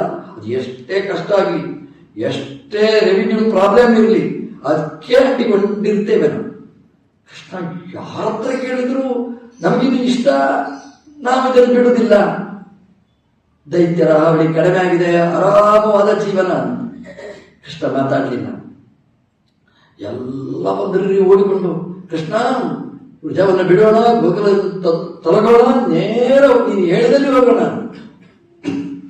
ಕೃಷ್ಣ ಹೇಳಿದ, ಬೇಡ, ಇಲ್ಲೇ ವಾಸ್ತು, ಇಲ್ಲೇ ಶಾಂತಿ, ಇಲ್ಲೇ ಮನೆ, ಇಲ್ಲೇ ಇರೋಣ. ಏನು ಸಮಸ್ಯೆ ಅಂತಂದ್ರೆ ಎಲ್ಲಿ ಹೋದರೂ ತೋಳಗಳು, ವೃಕಾನ್ ವ್ಯಾಘ್ರ ಸಮಾನ್, ಹುಲಿಯ ಹಾಗೆ ಬಾಯಿ ತೆರೆದು ರಕ್ತ ಮಾಂಸಕ್ಕಾಗಿ ಜೊಲ್ಲು ಸುರಿಸುವ ತೋಳಗಳು, ಎಲ್ಲಿ ನೋಡಿದರೂ ತೋಳಗಳು. ವೃಕಾನ್ ಸಸರ್ಜ್, ಅದು ದೇವರೇ ಸೃಷ್ಟಿ ಮಾಡಿದ್ದು. ಕೈಯನ್ನು ಜಾಡಿಸಿದ ಒಂದ್ಸಲ ಎಲ್ಲ ರೋಮಕೂಪದಿಂದ ತೋಳಗಳು ಸೃಷ್ಟಿ ಆಯ್ತಂತೆ. ಎಲ್ಲಿ ನೋಡಿದರೂ ತೋಳಗಳು. ಭಗವಂತನ ತೋಳಿನಿಂದ ತೋಳಗಳನ್ನು ಸೃಷ್ಟಿ ಮಾಡಿದ. ಜನ್ಮಾದ್ಯಸ್ಯ ಯತ, ಲಕ್ಷ ಲಕ್ಷ ತೋಳಗಳು. ಒಂದು ತೋಳ ಬಂದ್ರೇ ನಾವು ಭಯ ಪಡ್ತೇವೆ.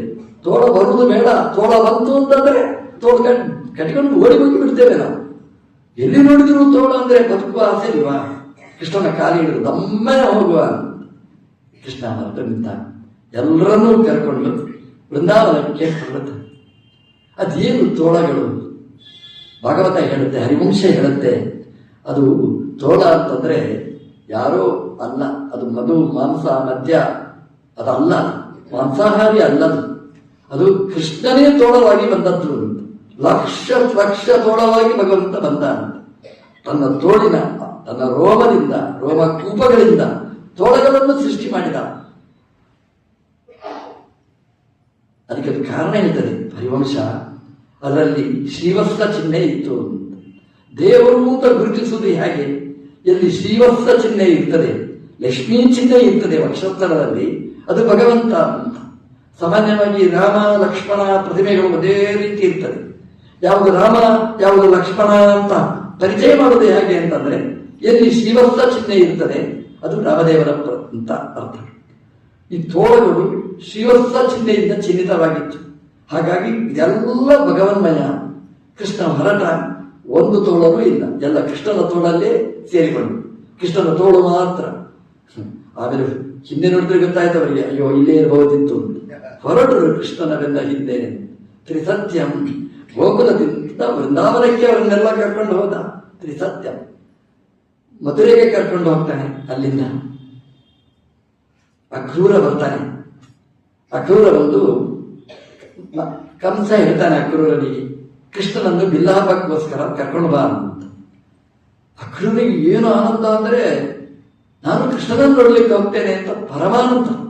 ಅದು ಹೋಗಿ ಹೋಗಿ ಕಂಸ ತನ್ನ ಪರ್ಸನಲ್ ಗಾಡಿ ಕೊಟ್ಟ, ಬಂಗಾರದ ರಥ. ತುಂಬಾ ಇಷ್ಟ ಆಯ್ತು. ಅಕ್ರೂರ ರಾತ್ರಿ ನಿದ್ರೆ ಮಾಡಲಿಲ್ಲ ಅಂತೆ. ಯಾಕೆ ಅಂತಂದ್ರೆ, ನಾನೇ ಕೃಷ್ಣನನ್ನು ನೋಡ್ತೇನೆ ಅಂತ ಕೃಷ್ಣಮಯನಾಗಿ ಬಿಟ್ಟಾರಂತೆ. ನಾವು ದೇವಸ್ಥಾನಕ್ಕೆ ಹೋಗೋದಿದ್ರೆ ಹಾಗಾಗ್ಬೇಕಂತೆ, ಹಾಗೆ ತಯಾರಾಗ್ಬೇಕಂತೆ.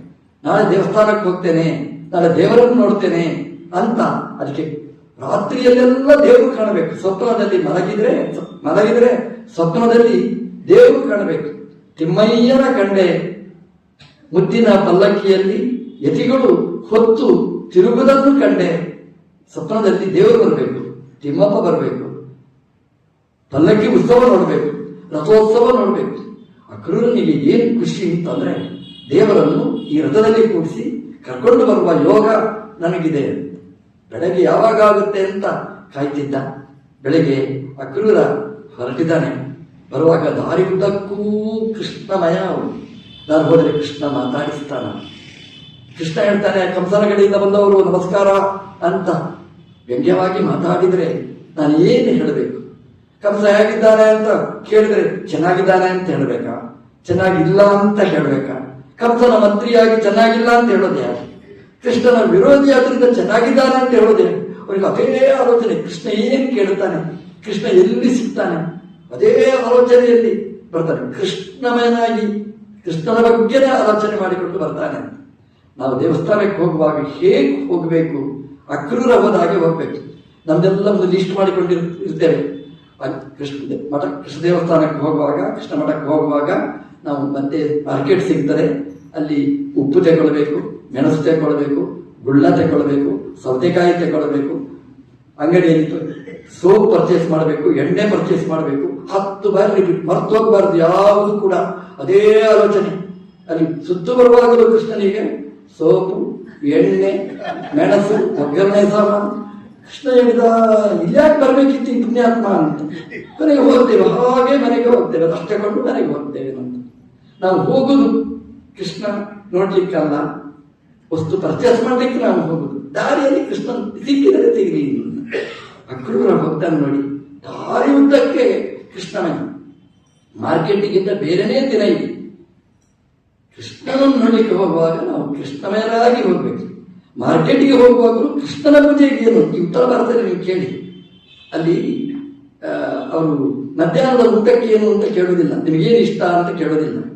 ಭಗವಾನ್ ಭೋಗ್ಯರಿಗೆ ಕ್ಯಾಕರಂಗೆ ಅಂತ ಕೇಳ್ತಾರೆ ಅವರು.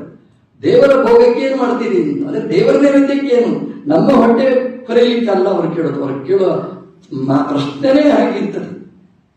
ಅಕ್ರೂರ ಕೃಷ್ಣನನ್ನು ಅರಸಿಕೊಂಡು ಹೊರಟ. ಅಕ್ರೂರನ ವ್ರತ ವೃಂದಾವನಕ್ಕೆ ಬಂತು.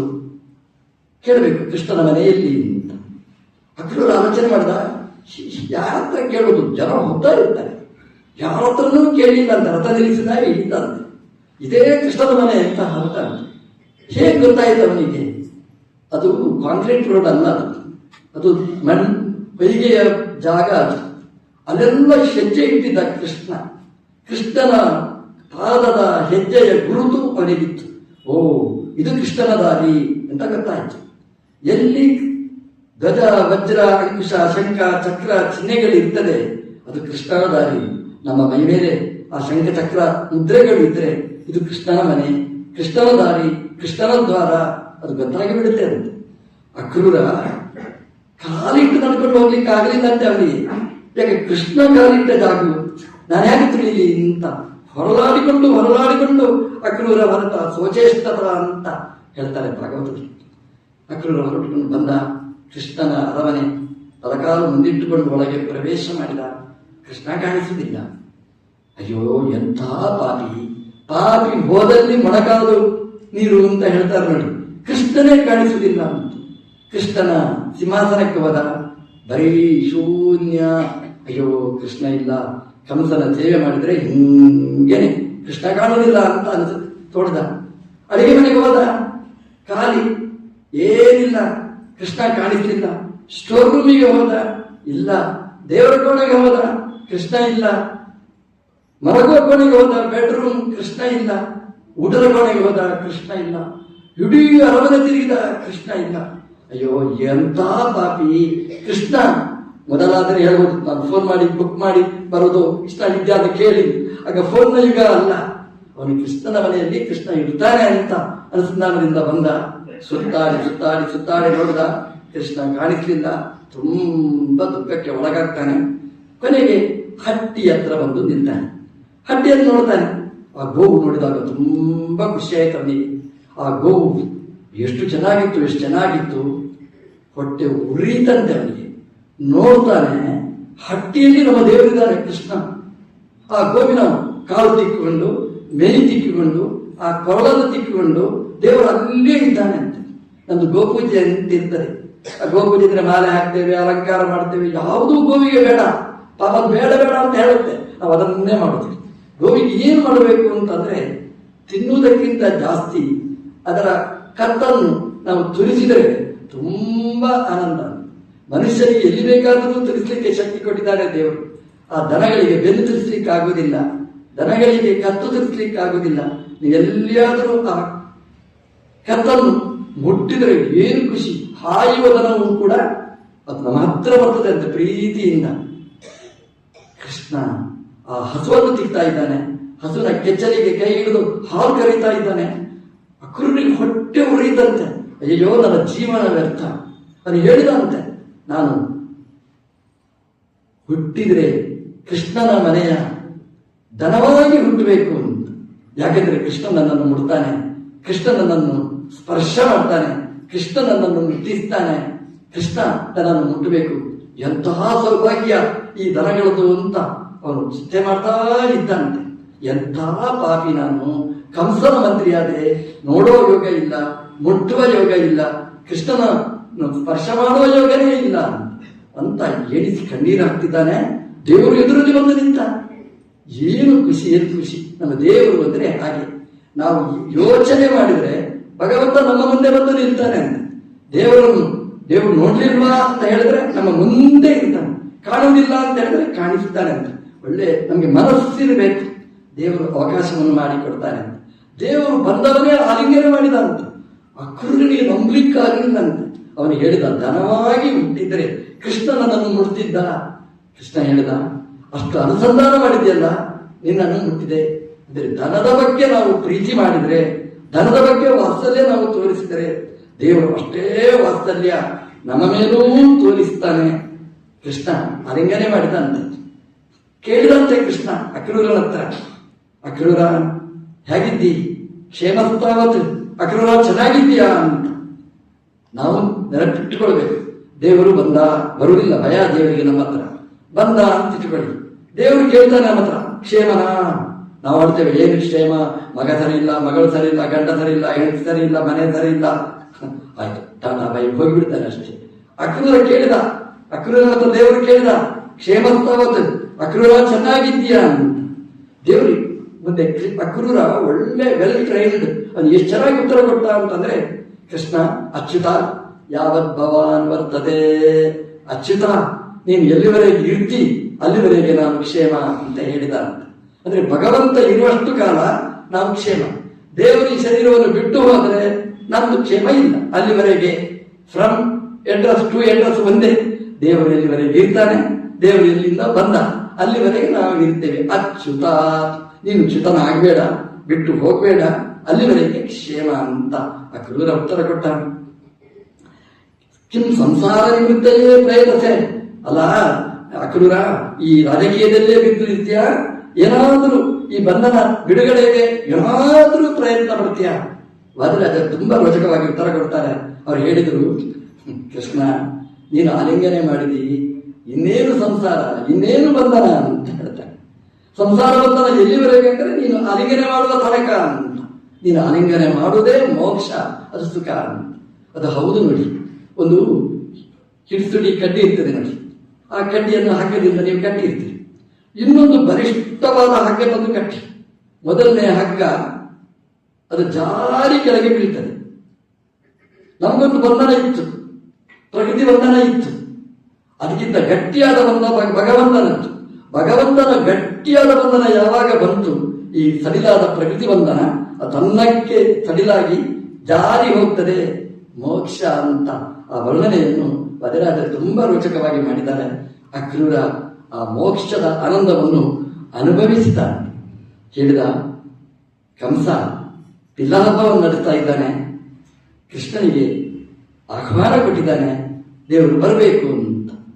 ಹೊರಟ ದೇವರು ಅಕ್ರೂರನ ವೃತ್ತದಲ್ಲಿ ಹೊರಟ್ರೆ ತ್ರಿಸತ್ಯಂ ಮಥುರಾಪಟ್ಟಣಕ್ಕೆ ಬರಬೇಕು ದೇವರು. ಬರಬೇಕು, ದಾರಿಯಲ್ಲಿ ಯಮನೆ ಸಿಗ್ತಾನೆ. ಅಕ್ರೂರ ದೇವರ ಹತ್ರ ಪ್ರಾರ್ಥನೆ ಮಾಡಿ ಕೆಳಗೆ ಇದ್ದಾನೆ. ಇಳಿದು ಸ್ಥಾನಕ್ಕೆ ಅಂತ ಹೋಗ್ತಾನೆ. ದೇವರು ಹೇಳಿದ, ನಾನು ಇಲ್ಲೇ ಇರ್ತೇನೆ, ನೀನು ಹೋಗು ಅಂತ. ಅಕ್ರೂರ ಸ್ಥಾನಕ್ಕೆ ಹೋಗ್ತಾನೆ, ಸ್ನಾನ ಮಾಡ್ತಾನೆ, ಮುಳುಗ್ತಾನೆ. ಅಕ್ರೂರ ಮುಳುಗ್ತಾನೆ, ನೋಡ್ತಾನೆ ಕೃಷ್ಣ ಬಲರಾಮನೇ ಮುಳುಗಿದ್ದಾನೆ. ಬರುವುದಿಲ್ಲ ಅಂತ ಹೇಳಿದ್ದು, ಮುಳುಗಿದ್ದಾನೆ. ತಕ್ಷಣ ಇದ್ದ, ರಥದಲ್ಲಿ ಇಲ್ವಾ, ಯಾರೇ ನಾಸ್ತಿ, ರಥದಲ್ಲಿ ಇಲ್ವಾ ಅಂತ ಮೇಲೆ ನೋಡ್ತಾನೆ. ಬಲರಾಮ ಕೃಷ್ಣದೇವರಲ್ಲಿದ್ದಾನೆ, ಮುಳುಗಿದ, ಇಲ್ಲಿದ್ದಾರ ಅಂತ ಅಲ್ಲಿ ಮುಳುಗಿದ್ದಾನೆ. ಅಕ್ರೂರ ಮುಳುಗಿದಕ್ಕಿಂತ ಮುಂಚೆ ಕೃಷ್ಣ ಬಲರಾಮರು ಮುಳುಗ್ತಾರೆ. ಅವನು ಹೇಳುವುದಕ್ಕಿಂತ ಮುಂಚೆ ಅಲ್ಲಿ ಹೋಗಿ ಕೂತಿರ್ತಾರೆ. ಇದು ಏನು ಸಿನಿಮಾ ಮ್ಯಾಜಿಕ್, ಅವನಿಗೆ ಅರ್ಥ ಆಗ್ಲಿಲ್ಲ ಅಂತ. ಅದು ಏನು ಅಂತಂದ್ರೆ, ಅಕ್ರೂರ ಸ್ನಾನ ಮಾಡ್ತಿದ್ದ, ಅಗಮರ್ಶನ ಮಂತ್ರ ಹೇಳ್ತಿದ್ದ. ಅಗ ಅಂದ್ರೆ ಪಾಪ ಪರಿಹಾರಕವಾದ ಮಂತ್ರ ಹೇಳಿ ಸ್ನಾನ ಮಾಡ್ತಿದ್ದ. ಮುಳುಗಿ ಸ್ನಾನ ಮಾಡುವಾಗ ಅವನಿಗೆ ಶೇಷ ದರ್ಶನ ಆಗ್ತಿತ್ತು. ಅಶೇಷ ದರ್ಶನ ಆಗಲಿಲ್ಲ, ಶೇಷಶಾಹಿಯ ದರ್ಶನ ಆಗಲಿಲ್ಲ. ಇವತ್ತು ಬಲರಾಮ ಕೃಷ್ಣನ ರಥದಲ್ಲಿ ಕೂಡಿಸಿಕೊಂಡು ಬಂದಿದ್ದಾನೆ. ಕೃಷ್ಣ ಅಂದ್ರೆ ಶೇಷಶಾಹಿ, ಬಲರಾಮ ಅಂದ್ರೆ ಶೇಷಶಾಹಿಗಳನ್ನು ಕರ್ಕೊಂಡು ಬರ್ತಾ ಇದ್ದಾನೆ. ನೀರಲ್ಲಿ ಮುಳುಗಿದ್ರೆ ಶೇಷಶಾಹಿಯಾದ ಭಗವಂತನ ದರ್ಶನ, ಅನಂತ ಪದ್ಮನಾಭನ ದರ್ಶನ ಸ್ನಾನ ಮಾಡುವಾಗ. ಮೇಲಕ್ಕೆ ಬಂದರೆ ಅನಂತ ಪದ್ಮನಾಭನ ದರ್ಶನ. ಮುಳುಗಿದ್ರೂ ದೇವರು, ಎದ್ರೂ ದೇವರು. ನಾವು ಮುಳುಗಿದ್ರೆ ಅಲ್ಲಿವರೆಗೆ ದೇವರಲ್ಲಿ ಇರ್ತಾನೆ, ಮುಳುಗುವಾಗ ಎದ್ದು ಬರ್ತಾನೆ.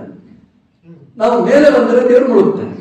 ಅಕ್ರೂರನಿಗೆ ತಿರ್ಗ ಮುರುಗ, ಅವನು ಮುಳುಗುವುದಕ್ಕಿಂತ ಮುಂಚೆ ದೇವರು ಕಾದಿರ್ತಾನೆ. ಎದ್ದಾಗ ಸ್ವಾಗತ ಮಾಡಲಿಕ್ಕೆ ಎತ್ತಿರ್ತಾನೆ. ನಮ್ಮ ದೇವರ ಉಪಾಸನೆ ಅಕ್ರೂರನಲ್ಲಿ ಅಷ್ಟು ಅವಿಭಾಜ್ಯವಾದ್ದು. ಅಕ್ರೂರನ ವ್ರತ ಮುಂದೆ ಬರ್ತದೆ. ಮುಂದೆ ಬಂದರೆ ಅಕ್ರೂರನಿಗೆ ಹೇಳ್ತಾನೆ, ನಿನ್ನ ಅರ್ಥದಲ್ಲಿ, ರಾಜಕೀಯ ಅರ್ಥದಲ್ಲಿ ನೀನು ಹೋಗು, ನಾನು ರಾಜಮಾರ್ಗದಲ್ಲಿ ಬರ್ತೇನೆ ಅಂತ. ಮಧ್ಯದಲ್ಲಿ ಒಬ್ಬ ಮಡಿವಾಳ ಸಿಗ್ತಾನೆ. ಮಡಿವಾಳರ ಹತ್ರ ಬಟ್ಟೆ ಕೇಳ್ತಾನೆ. ಬಟ್ಟೆ ಕೊಡ್ಲಿಲ್ಲ ಅವನು. ಕೃಷ್ಣ ಹೊಡೆದ, ಸತ್ಯ ಹೋದ ಅಂತ ನಮಗೆ ಅನಿಸ್ತದೆ. ಎಂತ ಪುಂಡ ಕೃಷ್ಣ ಅಂತ, ಇಂಥ ಕೆಟ್ಟ ಕೆಲಸ ಮಾಡೋದ ಅಂತ. ಯಾರ್ದೋ ಬಟ್ಟೆ ಕೊಡ್ಲಿಲ್ಲ ಅಂತಂದ್ರೆ ಅವನೇನು ತಪ್ಪು, ಹೊಡಿಯುವ ಕೆಲಸ ಏನಿತ್ತು ಅವನಿಗೆ. ಹಾಗಾಗಿ ಕೃಷ್ಣ ಮಾಡಿದ್ದು ತಪ್ಪು ಅಂತ ನಮಗೆ ಅನಿಸ್ತದೆ. ಆದರೆ ಭಾಗವತ ಹೇಳಿತು, ಕೃಷ್ಣ ಆ ಬಟ್ಟೆಯನ್ನು ಶುದ್ಧಿ ಮಾಡುವವನನ್ನು ಹೊಡೆದಾಗ, ಅವನು ಶರೀರ ಬಿದ್ದಾಗ ಇಡೀ ಮಧುರಾ ಪಟ್ಟಣ ಕ್ಲಾಸ್ ಹಾಕಿ ಆನಂದ ವ್ಯಕ್ತಪಡಿಸಿದಂತೆ. ನೀವು ಬೈರಿ ಕೃಷ್ಣನಿಗೆ, ಇಡೀ ಮಧುರಾ ಪಟ್ಟಣ ಕೃಷ್ಣನನ್ನು ಪ್ರಶಂಸನೆ ಮಾಡಿದೆ. ಅಂದ್ರೆ ಆ ಮಡಿವಾಳ ಎಷ್ಟು ದುಷ್ಟ ಅನ್ನೋದಕ್ಕೆ ಒಂದು ಕೆಟ್ಟ ನಿದರ್ಶನ ಇರುವುದು. ಆ ಮಡಿವಾಳ ಎಷ್ಟು ಕೆಟ್ಟವ ಅಂತಂದ್ರೆ ಇಡೀ ಮಧುರಾ ಪಟ್ಟಣಕ್ಕೆ ಕಿರಿಕಿರಿ ಮಾಡಿದವ. ಅಂದ್ರೆ ಅವನು ಬಟ್ಟೆ ಕೊಡೋದು ಬೇಡ, ಎಂತ ಹೊಲಸು ಮಾತಾಡಿದ್ದಾನೆ, ಅದು ಅನಿಷ್ಟ. ಅದಕ್ಕೆ ಕೃಷ್ಣ ಹೇಳಿತ್ತು, ನೀನು ಬಟ್ಟೆ ಕೊಡೋದಿಲ್ಲ ಹೇಳೋ ಅಷ್ಟೇ, ಮಾತಾಡ್ಲಿಕ್ಕೆ ನಿಮ್ಗೆ ಯಾರು ಲೈಸೆನ್ಸ್ ಕೊಟ್ಟರು. ಅಂದ್ರೆ ಇಡೀ ಮಥುರಾ ಪಟ್ಟಣದ ಸುದ್ದಿ ದೇವರಿಗೆ ಕಿವಿಗೆ ಬಿದ್ದಿತ್ತು. ಹಾಗಾಗಿ ಇಡೀ ಮಥುರಾ ಪಟ್ಟಣದ ಪ್ರಾರ್ಥನೆಯನ್ನು ನಂದಿಸಿ ಭಗವಂತ ಅವನನ್ನು ಸಂಹಾರ ಮಾಡ್ತಾನೆ. ಮಧ್ಯದಲ್ಲಿ ಅವಳು ಕುರ್ಚಿ ಸಿಗ್ತಾಳೆ, ಗೂನು ಬೆನ್ನಿನವಳು ಸಿಗ್ತಾಳೆ, ದೇವರಿಗೆ ಗಂಧ ಇಟ್ಕೊಂಡು ಹೋಗುವವಳು. ಕೃಷ್ಣ ನೋಡಿದ ಕೂಡಲೇ ಪರಮಾನಂದ ಆಯಿತು.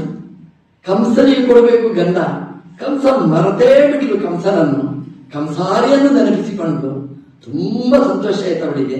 ಆ ಗಂಧದಿಂದ ಕೃಷ್ಣನನ್ನು ಕೆಳಗಿನಿಂದ ಮೇಲೆ, ಮೇಲಿನಿಂದ ಕೆಳಗಿನ ತನಕ ಲೇಪನೆ ಮಾಡಿ ಕೃಷ್ಣನ ಪೂಜೆಯನ್ನು ಮಾಡಿತು, ಸರ್ವ ಸಮರ್ಪಣೆ ಮಾಡಿತು.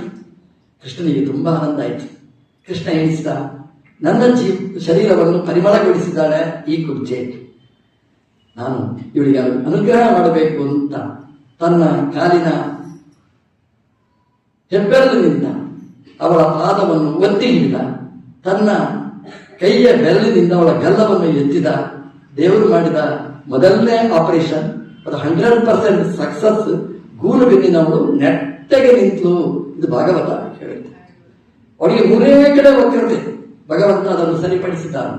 ವಾದಿರಾಜರು ಹೇಳಿದರು, ಕೃಷ್ಣ ಇದು ಆಶ್ಚರ್ಯ ಅಲ್ಲ, ಅವಳಿಗೆ ಮೂರೇ ಕಡೆ ವಕ್ರತೆ ಇದ್ದದ್ದು, ಅದನ್ನು ನೇರ ಮಾಡಿದ್ದಿ. ನನ್ನ ಮೈಡೀ ವಕ್ರತೆ, ಒಳಗೆಲ್ಲ ವಕ್ರತೆ ಇದೆ ನನ್ನಲ್ಲಿ, ನನ್ನನ್ನು ರುಚಿ ಮಾಡು, ಇದು ಚಾಲೆಂಜ್ ಅಂತ ದಿನಾ ಕೃಷ್ಣನಿಗೆ ಹೇಳಿದರೆ ನಮ್ಮ ಅಂಕು ಡೊಂಕುಗಳು ಎನ್ನ ಮನದ ಡೊಂಕ ತಿದ್ದು ಶ್ರೀನಿವಾಸ ಅಂತ ಭಗವಂತ ಒಳಗಿನ ಆ ಮನಸ್ಸಿನ ಆ ಡೊಂಕು ಏನಿದೆ ಅದನ್ನು ತಿದ್ದು, ವಕ್ರತೆ ಏನಿದೆ ಅದನ್ನು ಸರಿಪಡಿಸುವಂತ ದಿನಾ ದೇವರಲ್ಲಿ ಪ್ರಾರ್ಥನೆ ಸಲ್ಲಿಸಬೇಕು.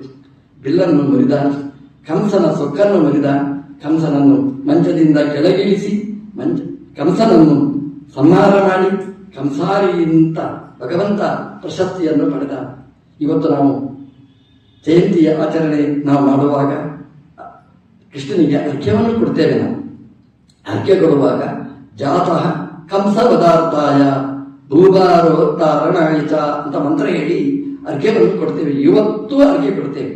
ಅದು ಯಾಕೆ ಅಂತಂದ್ರೆ ಕಂಸ ಯಾವಾಗಲೂ ಸತ್ತಿದ್ದಾನೆ. ಮತ್ತೆ ಈಗ ಹೇಳಬೇಕು, ಕಂಸ ಸತ್ತ, ಆದರೆ ಕಂಸ ಇನ್ನೂ ಜೀವಂತ. ಒಂದು ಕಂಸ ಇದ್ದ, ಇವತ್ತು ಸಾವಿರ ಲಕ್ಷ ಕಂಸರಿದ್ದಾನೆ. ನಮ್ಮೊಳಗೆ ಕಂಸ ಪ್ರವೇಶ ಮಾಡಿದ್ದಾನೆ. ಕಂಸ ಅಂದ್ರೆ ಏನು? ಸನಾತನ ಸಂಸ್ಕೃತಿಯನ್ನು ದೂಷಣೆ ಮಾಡುವ ಒಂದು ಸ್ವರೂಪಕ್ಕೆ ಕಂಸ ಅಂತ ಹೆಸರು. ಅಪ್ಪ ಇರುವಾಗಲೇ ಕುರ್ಚಿಯಿಂದ ಕೆಳಗಿಳಿಸಿ ಅವನನ್ನು ಕೂಟವ ಕಂಸ. ಮಹಾಪಾಪಿ. ಅಂದ್ರೆ ಸನಾತನ ಸಂಸ್ಕೃತಿ, ಅಪ್ಪನಿಗೆ ಗೌರವ ಕೊಡಬೇಕು, ನಮಸ್ಕಾರ ಮಾಡಬೇಕು ಅನ್ನುವುದು ಸನಾತನ ಸಂಸ್ಕೃತಿ ನಮ್ಮದು. ಅದನ್ನು ಮುರಿದವ ಕಂಸ. ಹಾಗಾಗಿ ಆ ಕೆಟ್ಟ ಸಂಸ್ಕೃತಿಗಳು ನಮ್ಮಲ್ಲಿ ಇದ್ರೆ ಕಂಸ ಅಂತಂದ್ರೆ ಅವನು ಕಾಲನೇಮಿ. ಕಾಲನೇಮಿ ಅಂತಂದ್ರೆ ಕೆಟ್ಟ ಕಾಮಗಳ ನಿಯಾಮಕ ದೈತ್ಯ. ನಮ್ಮಲ್ಲಿ ಕೆಟ್ಟ ಕೆಟ್ಟ ಕಾಮನೆಗಳು ಬರ್ತವೆ, ಬೇಡವಾದ ಕಾಮನೆಗಳಿರ್ತವೆ, ಸಿಗದಿದ್ದಾಗ ಕ್ರೋಧ ಬರ್ತದೆ. ಇದರ ಅಭಿಮಾನಿ ದೈತ್ಯ ಕಾಲನೇಮಿ, ಅದು ಕಂಸ. ಹಾಗಾಗಿ ಕಂಸ ನಮ್ಮೊಳಗೆ ಜೀವಂತವಾಗಿರ್ತಾನೆ. ನಮಗೆ ಇಷ್ಟವಾಗದಿದ್ದಾಗ ಅವನು ಹಾಳಾಗಿ ಹೋಗ್ಲಿ, ಮಣ್ತಿಂದು ಹೋಗ್ಲಿ ಅಂತ ಹೇಳ್ತೇವೆ ನೋಡಿ. ಇದು ಕೆಟ್ಟ ಕಾಮನೆಗಳು, ಕೆಟ್ಟ ಶಾಪಗಳು, ಕೆಟ್ಟ ಆಕ್ರೋಶಗಳು. ಇದಕ್ಕೆಲ್ಲ ಪರಿಹಾರ ಆಗಬೇಕಾದ್ರೆ ಜಾತಃ ಕಂಸ ವದಾಂತಾಯ ಅಂತ ನಾನು ಅರ್ಕೆ ಕೊಟ್ರೆ ಭಗವಂತ ಆ ಕಂಸನನ್ನು ಸಂಹಾರ ಮಾಡ್ತಾನೆ. ಭಾರತ ಹಾಳಾಗಲಿ ಅಂತ ಯಾವಾಗಲೂ ಕೆಟ್ಟ ಆಸೆ ಪಡುವ ಪಕ್ಕದ ಪಾಕಿಸ್ತಾನ, ಅದು ಕಂಸ, ಅದು ಹಾಳಾಗಲಿ ಅಂತ ಒಂದು ಅರ್ಕೆ ಕೊಟ್ರೆ ಆ ಪಾಕಿಸ್ತಾನ ನಮಗೆ ವಿರೋಧಿಯೇ ಆಗುವುದಿಲ್ಲ. ಆ ವಿರೋಧಿ ಬುದ್ಧಿ ದೂರ ಆಗ್ತದೆ, ಭಾರತ ಸೇಫ್. ಹಾಗೆ ಭಾರತವನ್ನು ವಿರೋಧಿಸುವ, ಈ ಮಣ್ಣನ್ನು ದೂಷಣೆ ಮಾಡುವ ಶಕ್ತಿ ದೂರ ಆಗಲಿ ಅಂತ ಅರ್ಕೆ ಕೊಡುವಾಗ ನಾವು ದೇವರನ್ನು ನೆನಪಿಸಿಕೊಳ್ಳಬೇಕು. ಮಧುರಾಪತಿಯ ಗೃಹ ಅದು ಯಾವುದೋ ವಶ ಆಗಿದೆ. ರಾಮ ಮಂದಿರ ವಶ ಆಯಿತು, ಕಾಶಿ ಒಳ್ಳೆಯ ಕಾಶಿ ಆಯಿತು, ಮಧುರೆನೂ ಆದಷ್ಟು ಬೇಗ ಒಳ್ಳೆದಾಗಲಿ ಅನ್ನುವ ನಮ್ಮದು ಆಸೆ ಚೆನ್ನಾಗಿ ಬರಬೇಕು.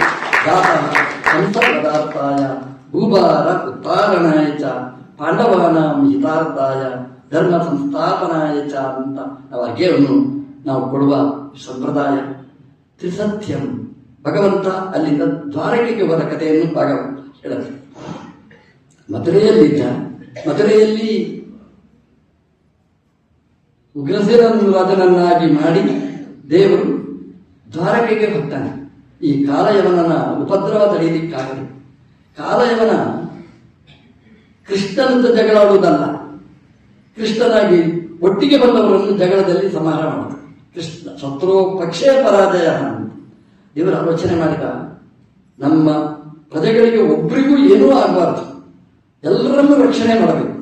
ಏನು ಮಾಡಲಿ ಅಂತ ಭಗವಂತ ಆಲೋಚನೆ ಮಾಡಿದ.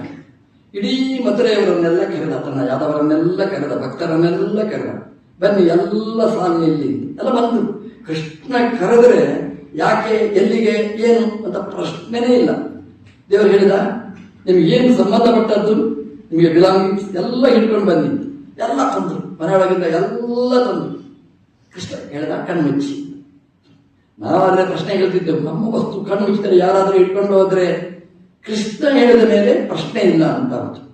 ಹಾಗಾಗಿ ಇಡೀ ಸಜ್ಜನ ವರ್ಗ ಬಂದಲ್ಲಿ ನಿಂತರು. ಅವ್ರದ್ದು ವಸ್ತು ಎಲ್ಲ ಬಂತು. ಕಣ್ಣು ಮುಚ್ಚಿ ಅಂತ ಹೇಳಿದ, ಕಣ್ಣು ಮುಚ್ಚಿದ್ರು.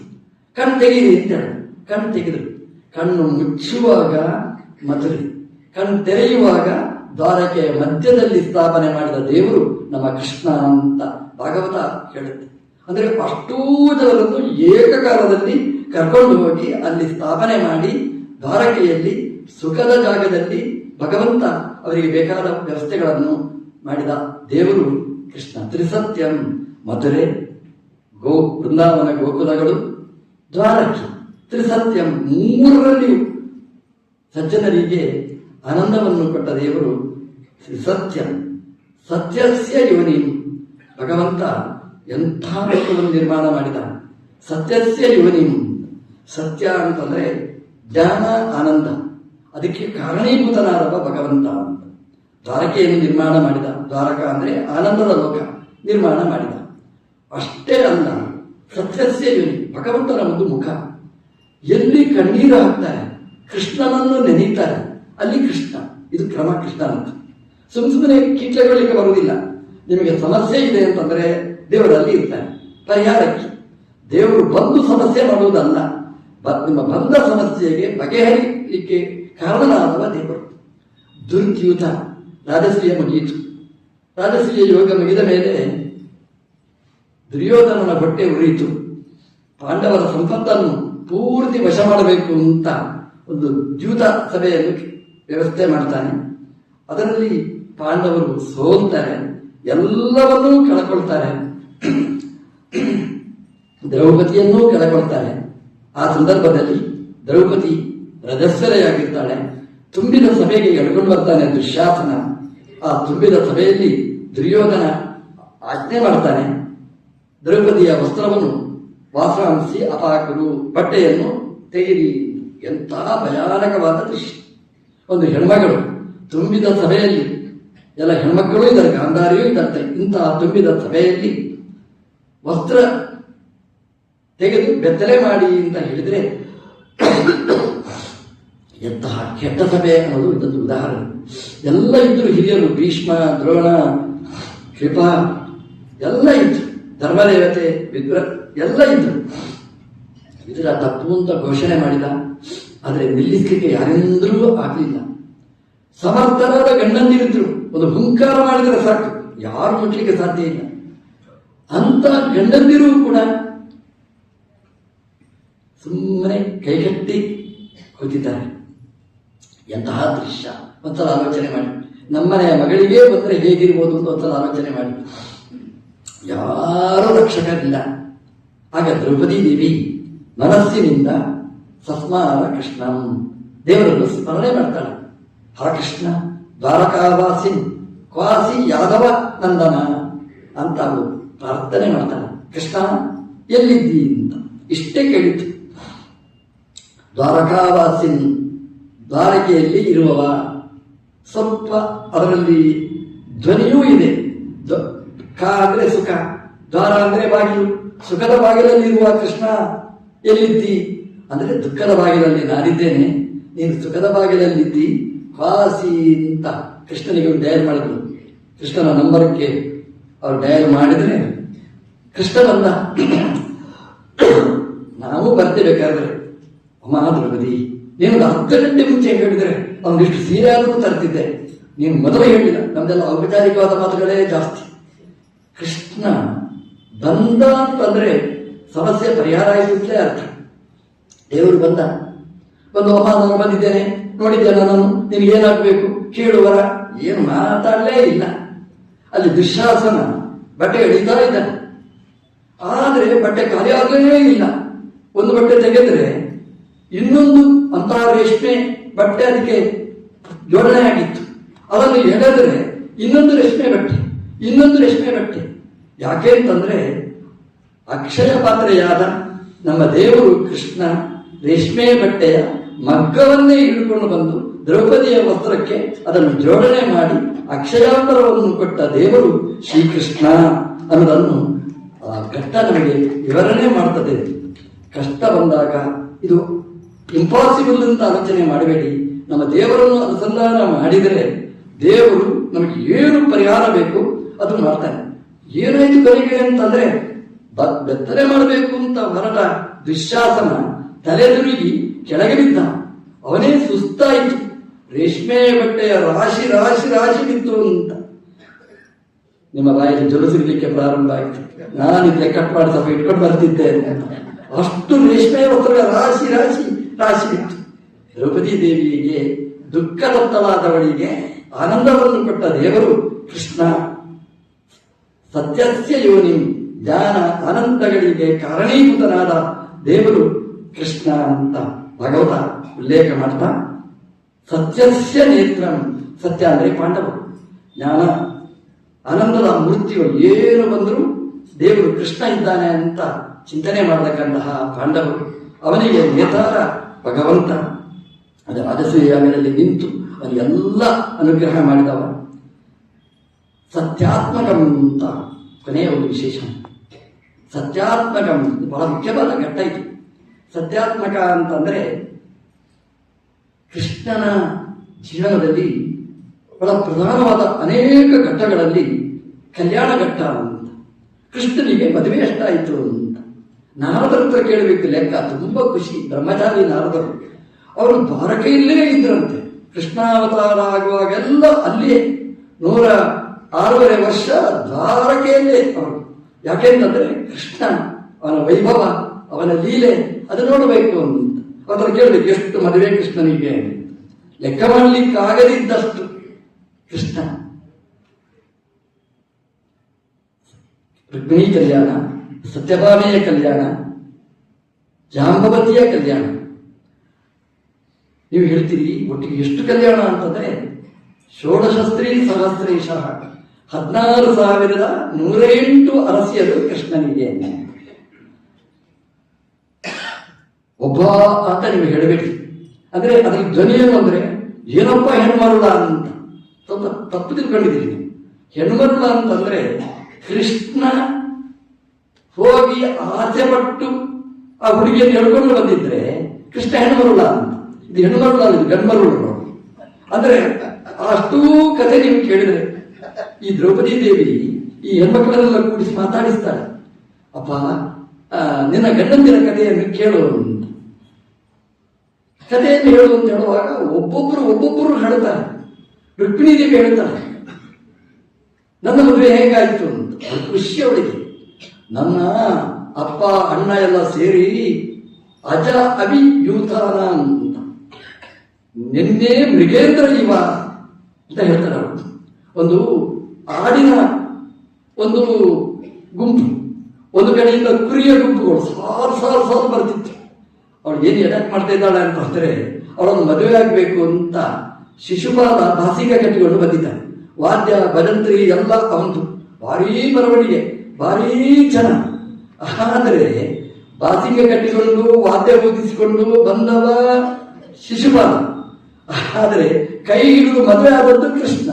ಕೃಷ್ಣನಿಗೆ ಖರ್ಚಿ ಇಲ್ಲ, ವಾದ್ಯದ ಖರ್ಚಿಲ್ಲ, ಮೆರವಣಿಗೆ ಖರ್ಚಿಲ್ಲ, ಜನರನ್ನು ಒಟ್ಟು ಸೇರಿಸುವ ಖರ್ಚಿಲ್ಲ. ಅದೆಲ್ಲ ಖರ್ಚೆಲ್ಲ ಅವನಿಗೆ, ಶಿಶುಪಾಲನಿಗೆ. ಮದುವೆ ಆದ್ದು ಕೃಷ್ಣ. ಅದನ್ನು ಹೇಳ್ತಾಳೆ, ನಿನ್ನೆ ಮೃಗೇಂದ್ರ ಇವ ಅಂತ ನಮ್ಮ ದೇವರು ಕೃಷ್ಣ ನನ್ನನ್ನು ಕರ್ಕೊಂಡು ಬಂದ. ಎಲ್ಲ ನಿಂತಿದ್ರು, ರಾಜರುಗಳಲ್ಲ.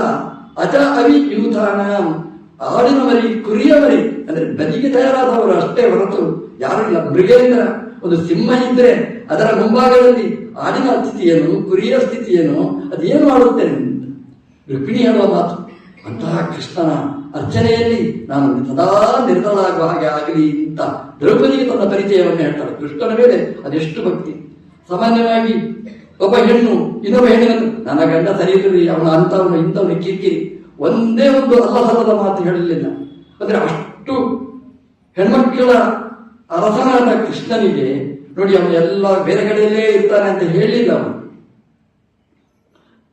ಜಾಂಬವತಿ ಹೇಳ್ತಾಳೆ, ಕೃಷ್ಣ ಬಂದ ನಮ್ಮ ಮನೆಗೆ, ನನ್ನ ಅಪ್ಪನ ಜೊತೆಗೆ ಯುದ್ಧ ಮಾಡಿದ. ಎಷ್ಟು ದಿವಸ ಯುದ್ಧ ಮಾಡಿದ? ಅಲ್ಲಿ ಹೇಳ್ತಾರೆ, ಅಲ್ಲಿ 21 ದಿನ ಯುದ್ಧ ಮಾಡಿದ ಅಂತ. ಆ 21 ದಿನ ಯುದ್ಧ ಮಾಡಿದ ಅಂತ ಹೇಳುವಾಗ ಸೇರಿಸಿದ್ದಾರೆ, ಸಪ್ತಮಾಸೆ ಸಪ್ತದಿನೇಶು ಅತೀತೇಶು. ಅಲ್ಲಿ 28 ದಿನ ಯುದ್ಧ ಆಗಿದ್ದಾರೆ. ಜಾಂಬವಂತನ ಕೃಷ್ಣೆಯಲ್ಲಿ ಹೇಳುವುದು 21 ದಿನ ಅಂತ. ಆ 7 ದಿನ ಏನು ಅಂತಂದ್ರೆ ಅಲ್ಲಿ ಕೃಷ್ಣನೊಟ್ಟಿಗೆ ಬಂದಿದ್ದಾನೆ, ಕೃಷ್ಣ ಕರ್ಕೊಂಡು ಬಂದಿದ್ದಾನೆ. ಈ ಸತ್ರಾಜಿತ ಅಪವಾದ ಹಾಕಿದ್ದಾನೆ. ಕೃಷ್ಣ ನನ್ನ ತಮ್ಮನನ್ನು ಪ್ರಸೇನಕನನ್ನು ಸಂಹಾರ ಮಾಡಿದ್ದಾನೆ ಸೆಮಂತಕ ಮಣಿಗೋಸ್ಕರ. ಕೃಷ್ಣನಿಗೆ ಗೊತ್ತಾಯಿತು, ಯಾವ ಚಾನಲ್ ನೋಡಿದ್ರು ಕೃಷ್ಣನ ಬಗ್ಗೆನೇ ಇದ್ದೇನೆ.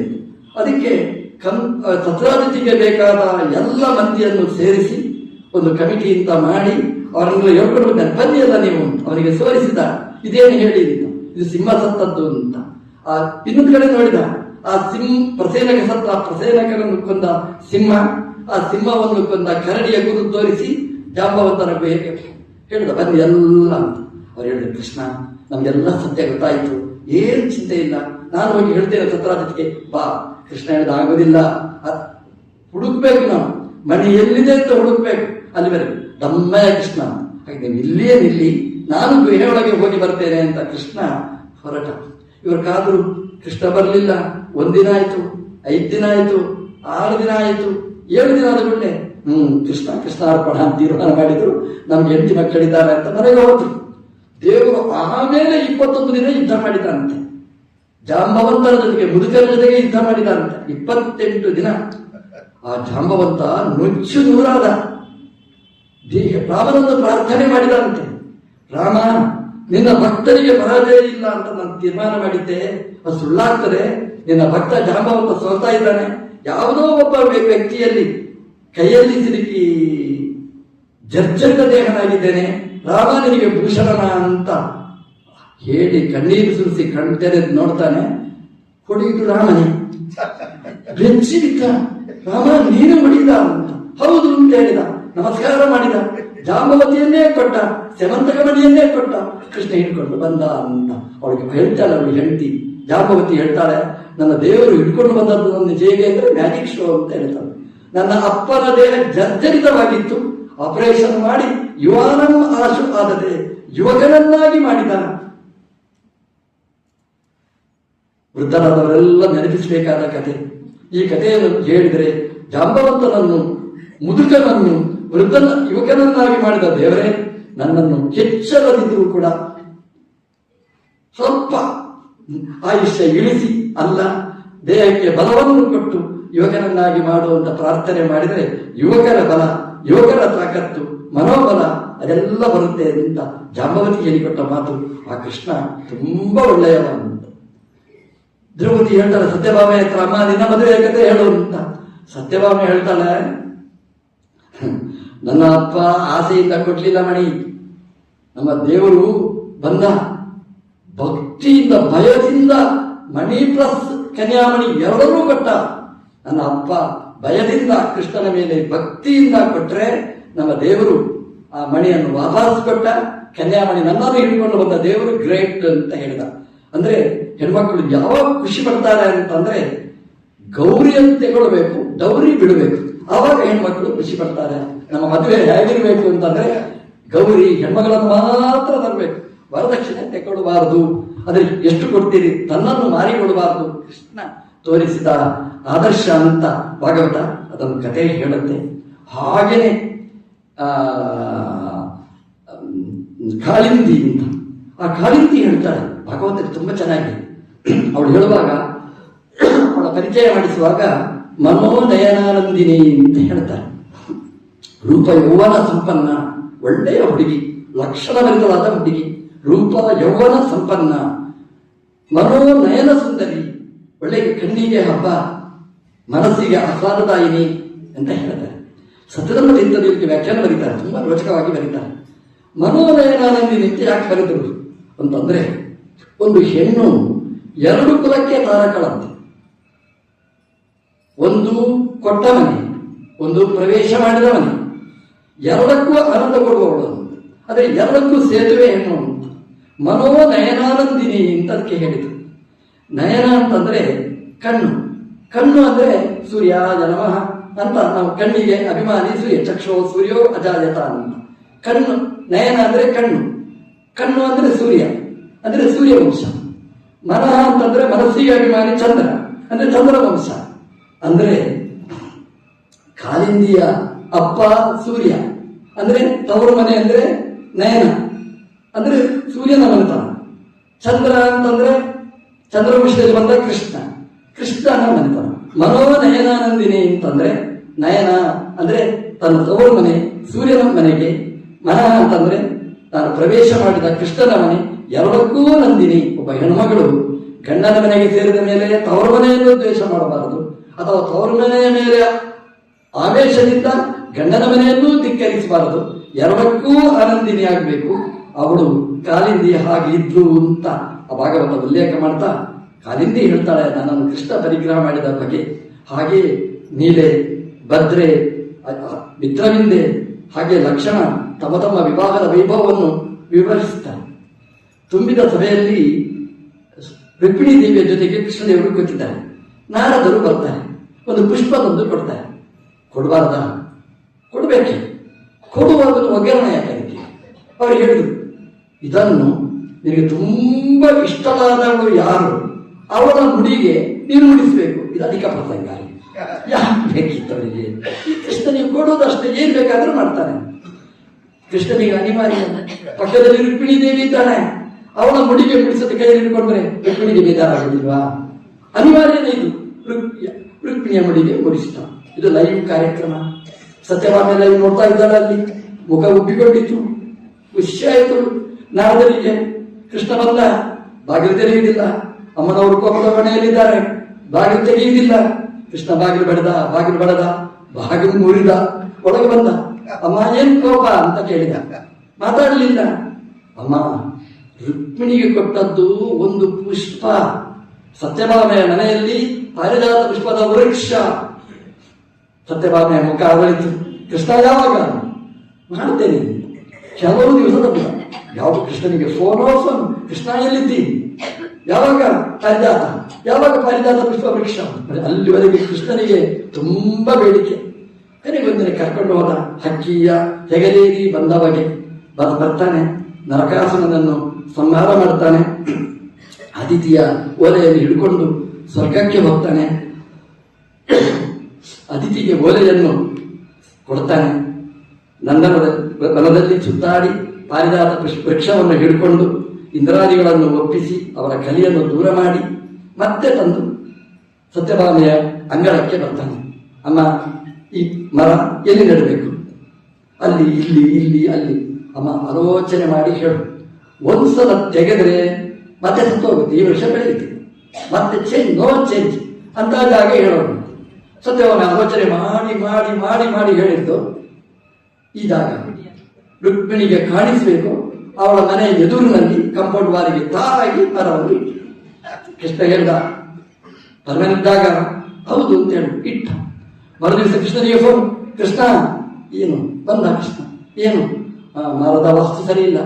ಏನಾಯ್ತು? ವೃಕ್ಷ ನನ್ನ ಮನೆಯಲ್ಲಿ, ಪುಷ್ಪ ರುಕ್ಮಿಣಿ ಮನೆಯಲ್ಲಿ ಪಟ್ಟ ಉರಿತಾ ಇದೆ. ಕೃಷ್ಣ ಹೇಳಿದ, ನಿಮಗೆ ಜೀವಂತ ಇದೆ, ನಿಮಗೆ ಪರಿಹಾರ. ಅದೇನು? No change. ನಿಮಗೆ ಪುಷ್ಪ ಬೇಕಾದ್ರೆ ಅವಳ ಒಪ್ಪಿಗೆ ಪಡೆದು ಆಚೆ ಹೋಗಿ, ರುಕ್ಮಿಣಿಗೂ ಖುಷಿ, ಸತ್ಯಭಾಮೆಗೂ ಖುಷಿ, ಎಲ್ಲರಿಗೂ ಆನಂದ ಕೊಟ್ಟ ದೇವರು ಕೃಷ್ಣ. ನರಕಾಸುರನ ಸಂಹಾರ ಮಾಡಿದ. 16,100 ಜನ ಪುಟಾಣಿಗಳು, 10 ವರ್ಷ ತುಂಬದೇ ಇದ್ದ ಹೆಣ್ಮಕ್ಕಳನ್ನು ಮದುವೆಯಾದ ನಮ್ಮ ದೇವರು. ನಿಮಗೆ ಅನಿಸ್ತದೆ, ಏನಪ್ಪ ಕೃಷ್ಣ 14,100 ಜನ ಹೆಣ್ಮಕ್ಕಳನ್ನು ಮದುವೆಯಾದ, ಯಾಕೆ ಬೇಕಿತ್ತು ಅವನಿಗೆ? ನಮ್ಮ ದೇವರು ವಾಟ್ಸಪ್ ಅಲ್ಲಿ ಕಳಿಸಿದಂತೆ ಎಲ್ಲ ಯುವಕ ವೃಂದಕ್ಕೆಲ್ಲ ಕಳಿಸಿದ. ಇಲ್ಲಿ ಹೆಣ್ಮಕ್ಕಳಿದ್ದಾರೆ, 16,100 ಹೆಣ್ಮಕ್ಕಳಿದ್ದಾರೆ, ಹುಡುಗರು ಬರಬಹುದು, ಮದುವೆಗೆ ತಯಾರಾಗಿದ್ದಾರೆ ಅಂತ ಎಲ್ಲ ವಾಟ್ಸಪ್ ಅಲ್ಲಿ ರಿಪ್ಲೈ ಬಂತು. ನರಕ ಮುಟ್ಟಿದ ಹೆಣ್ಣು ನಮಗೆ ಬೇಡ. ಕೃಷ್ಣ ತೋರಿಸಿದ ಹೆಣ್ಮಕ್ಕಳಿಗೆ, ನೋಡಿ ವಾಟ್ಸಪ್ ಯುವಕ ವೃಂದದಿಂದ ಬಂದ ವಾಟ್ಸಪ್ ಮೆಸೇಜ್ ಹೀಗಿದೆ. ಹೆಣ್ಮಕ್ಕಳು ಹೇಳಿದರು, ನರಕ ಮುಟ್ಟಿದ ಹೆಣ್ಮಕ್ಕಳು ಅವರಿಗೂ ಬೇಡ, ನರಕದ ಹುಡುಗರು ನಮಗೂ ಬೇಡ. ಅವರು ಶಾಪ ಕೊಟ್ಟರಂತೆ, ಈ ಹುಡುಗರಿಗೆ ಹುಡುಗಿಯೇ ಸಿಗದೆ ಹೋಗ್ಲಿ. ಅದೇ ಶಾಪ ನಮ್ಮ ಹುಡುಗರಿಗೆ, ಹುಡುಗಿಯೇ ಸಿಗುತ್ತಿಲ್ಲ. ಆ ಶಾಪ ಅವತ್ತ ಹೆಣ್ಮಕ್ಕಳು ಹಾಕಿದ ಕಣ್ಣೀರು ಅದು ಇನ್ನೂ ಪರಿಹಾರ ಆಗಲೇ ಇಲ್ಲ. ದೇವರು ಕರ್ಕೊಂಡು ಹೋದ ದ್ವಾರಕೆಯಲ್ಲಿ ಮದುವೆ. ಆ ಹೆಣ್ಮಕ್ಕಳು ಹೇಳ್ತಾರೆ, ಎಷ್ಟು ಖುಷಿಯಲ್ಲಿ ಅದು ತಮ್ಮ ಅನುಭವವನ್ನು ಹಂಚಿಕೊಳ್ತಾರೆ ಅಂತಂದ್ರೆ, ದೇವರು ಮದುವೆಯಾದ 16,000 ಹಾಲ್, 14,000 ವಾದ್ಯ ಭಜಂತ್ರಿ, 16,000 ಪುರೋಹಿತರು, 16,000 ಅಡಿಗೆ ಮನೆಗಳು, ಎಲ್ಲವೂ 16,000 ಹುಡುಗಿಯರು. ಹುಡುಗ ಅಲ್ಲ, 16,100 ರೂಪವನ್ನು ಸ್ವೀಕಾರ ಮಾಡಿ ಭಗವಂತ ಅಲ್ಲಿ ಕಲ್ಯಾಣ ಮಂಟಪದಲ್ಲಿ ಪ್ರವೇಶ ಮಾಡಿದ. ವೈಭವದ ಮದುವೆ. 16,100 ಅರಮನೆಗಳು, ಒಂದೇ ಮನೆ, ಅಲ್ಲಿ 16,108 ರೂಮ್ಸ್ ಅಲ್ಲ, ಬೇರೆ ಬೇರೆ ಅರಮನೆಗಳು, ಒಂದಕ್ಕೆ ಸರಿಯಾಗಿ ಇನ್ನೊಂದು ಒಂಚೂರು ವ್ಯತ್ಯಾಸ. ನವರತ್ನ ಖಚಿತವಾದ ಅರಮನೆಗಳು ದ್ವಾರಕೆಯ ವೈಭವ. ನಾರದರು ಹೇಳ್ತಾರೆ, ದೇವರು ಹುಡ್ಕೊಂಡು ಹೋದ್ರೆ ಎಲ್ಲ ಮನೆಯಲ್ಲಿಯೂ ದೇವರು, ಎಲ್ಲಿ ಹೋದರೂ ಹೆಣ್ಮಕ್ಕಳು ಕೃಷ್ಣನಿಗೆ ಉಪಚಾರ, ಕೃಷ್ಣನನ್ನು ಬೈಯೋರು ಯಾರೂ ಇಲ್ಲ. ಇದನ್ನು ರುಕುದೆ ಮುಂದೆ ಹಂಚಿಕೊಳ್ಳುವ ಘಟ್ಟವನ್ನು ಭಾಗವತ ತುಂಬಾ ರೋಚಕವಾಗಿ ಹೇಳ್ತದೆ. ಬ್ರಹ್ಮದೇವರು ಮೊದಲೇ ಹೇಳಿದ್ರು, ಸತ್ಯಾತ್ಮಕಂ ಸತೀನ ಆತ್ಮ ಕಂ ಸುಖರೂಪ ಯಹ ಅಂತ. ಸತಿ ಅಂತಂದ್ರೆ ಈ 16,108 ಹೆಣ್ಮಕ್ಕಳಿಗೆ ಆತ್ಮ ಗಂಡನಾದ ಸುಖರೂಪಿಯಾದ ದೇವರು ನಮ್ಮ ಕೃಷ್ಣ. ಒಂದು ಮದುವೆ ಆದ್ರೆ ಸುಖ ಆಗಿರುವುದಿಲ್ಲ, ಎರಡಂತರೂ ಗೋವಿಂದ. 16,108 ಸತ್ತೇ ಹೋಗ್ಬೇಕು. ನಮ್ಮ ದೇವರು ಆನಂದಮಯನಾಗಿದ್ದಾನೆ ಅಂತಂದ್ರೆ ಅದಕ್ಕೆ ಕೃಷ್ಣ. ಕೃಷ್ಣ ಅಂದರೆ ಏನರ್ಥ ಅಂತಂದ್ರೆ ಆನಂದಮಯನಾಗಿ ಇರುವವ. ಕೃಷಿ ಅಂದರೆ ಭೂಮಿ, ನಾ ಅಂದರೆ ಆನಂದ, ಕೃಷಿ ಭೂವಾಚಕ ಶಬ್ದ, ನಷ್ಟ ನಿರ್ವೃತಿವಾಚಕ, ಆನಂದಮಯವಾಗಿ ತೆರೆಗಿಳಿದು ಬಂದದ್ದು. ದೇವರು ಅಂದರೆ ಏನು? ಸತ್ಯವ್ರತಂ ಸತ್ಯ ಜ್ಞಾನಾನಂದಮಯನಾದವ ದೇವರು. ಕೋಪಗೊಂಡದ್ದೇ ಇಲ್ಲ, ಯಾವಾಗಲೂ ದುಃಖದ ಕಣ್ಣೀರೇ ಇಲ್ಲ, ಎಲ್ಲ ಕಾಲದಲ್ಲಿಯೂ ಆನಂದಮಯನಾಗಿದ್ದ ದೇವರು. ಹಾಗಾಗಿ ಆನಂದವನ್ನು ಕೊಡುವ ಆನಂದಮಯನಾದ ರೂಪ ಅದು ಕೃಷ್ಣ ಅಂತ ಭಾಗವತ ರೋಚಕವಾಗಿ ವಿವರಣೆಯನ್ನು ನೀಡಿರತಕ್ಕಂಥದ್ದು. ದಶಮ ಪೂರ್ವಾರ್ಧ ಉತ್ತರಾರ್ಧ ಸ್ಕಂದಗಳಲ್ಲಿ ಕೃಷ್ಣನ ವಿಶೇಷ ವೈಭವವನ್ನು ವರ್ಣನೆ ಮಾಡಿ, ಏಕಾದಶ ಸ್ಕಂದದಲ್ಲಿ ಹೇಳದೆ ಉಳಿದದ್ದು ಅಂತ ಹೇಳ್ತೇವೆ. ಹಾಗೆ ಏಕಾದಶ ಸ್ಕಂದದಲ್ಲಿ ಕೃಷ್ಣನ ಉಪದೇಶಗಳು, ಉದ್ಧವ ಗೀತೆ ಮುಂತಾದ ದಿವ್ಯವಾದ ಉಪದೇಶಗಳು. ಕೃಷ್ಣ ಯಾವುದರಲ್ಲಿಯೂ ವಂಚನೆ ಮಾಡಲಿಲ್ಲ, ಎಲ್ಲರಿಗೂ ಬೇಕಾದ್ದನ್ನು ಕೊಟ್ಟಿದ್ದಾನೆ. ಜ್ಞಾನಿಗಳಿಗೆ, ಜ್ಞಾನದಲ್ಲಿ ಅಭಿರುಚಿಯುಳ್ಳವರಿಗೆ ಜ್ಞಾನೋಪದೇಶವನ್ನೂ ಮಾಡಿದ್ದಾನೆ. ಅದು ಸತ್ಯಂ, ಆನಂದ ರೂಪ ಅಷ್ಟೇ ಅಲ್ಲ. ಅವನು ಈ ಫೋನ್ ಮಾಡ್ತಾ ಇರ್ತಾರೆ, ಫೋನ್ ಮಾತಾಡುವಾಗ ಕೈಯಲ್ಲಿ ಹಿಡ್ಕೊಂಡು ಯಾ ಯಾ ಯಾ ಯಾ ಅಂತ ಹೇಳ್ತಾರೆ. ಯಾ ಅಂದರೆ ಜ್ಞಾನ ರೂಪ ಅಂತ ಅರ್ಥ. ಜ್ಞಾನ ಹೌದು ಹೌದು ಹೌದು ಅಂತ. ಸತ್ಯ ಅಂತಂದ್ರೆ ಆನಂದ ರೂಪನೂ ಹೌದು, ಅವನು ಜ್ಞಾನ ರೂಪನೂ ಹೌದು. ಜ್ಞಾನ ಅಂತಂದ್ರೆ ಜ್ಞಾನರೂಪ ಏನು ಹೇಳಲಿಲ್ಲ ಅಂತಲ್ಲ, ಅವನು ಕೊಟ್ಟ ಉಪದೇಶಗಳ ನದಿ ಪ್ರವಾಹನೇ ಇದೆ. ಅದನ್ನು ಭಾಗವತ ಉಲ್ಲೇಖ ಮಾಡಿದೆ. ಮತ್ತೆ ಅದನ್ನು ನಾಳೆ ಸಿದ್ಧಾಗ ನೋಡೋಣ ಅಂತ ಹೇಳ್ತಾ ಈ ಪ್ರವಚನವನ್ನು ಕೃಷ್ಣಾರ್ಪಣಮಸ್ತು. ಸರ್ವಗುಣ ಸಂಪೂರ್ಣ ಸರ್ವದೋಷ ವಿಭರ್ಜಿತ ಪ್ರಿಯತಾಂ ಪ್ರೀತಯೇವಾರಂ ವಿಷ್ಣುರ್ಮೇ ಪರಮಃ.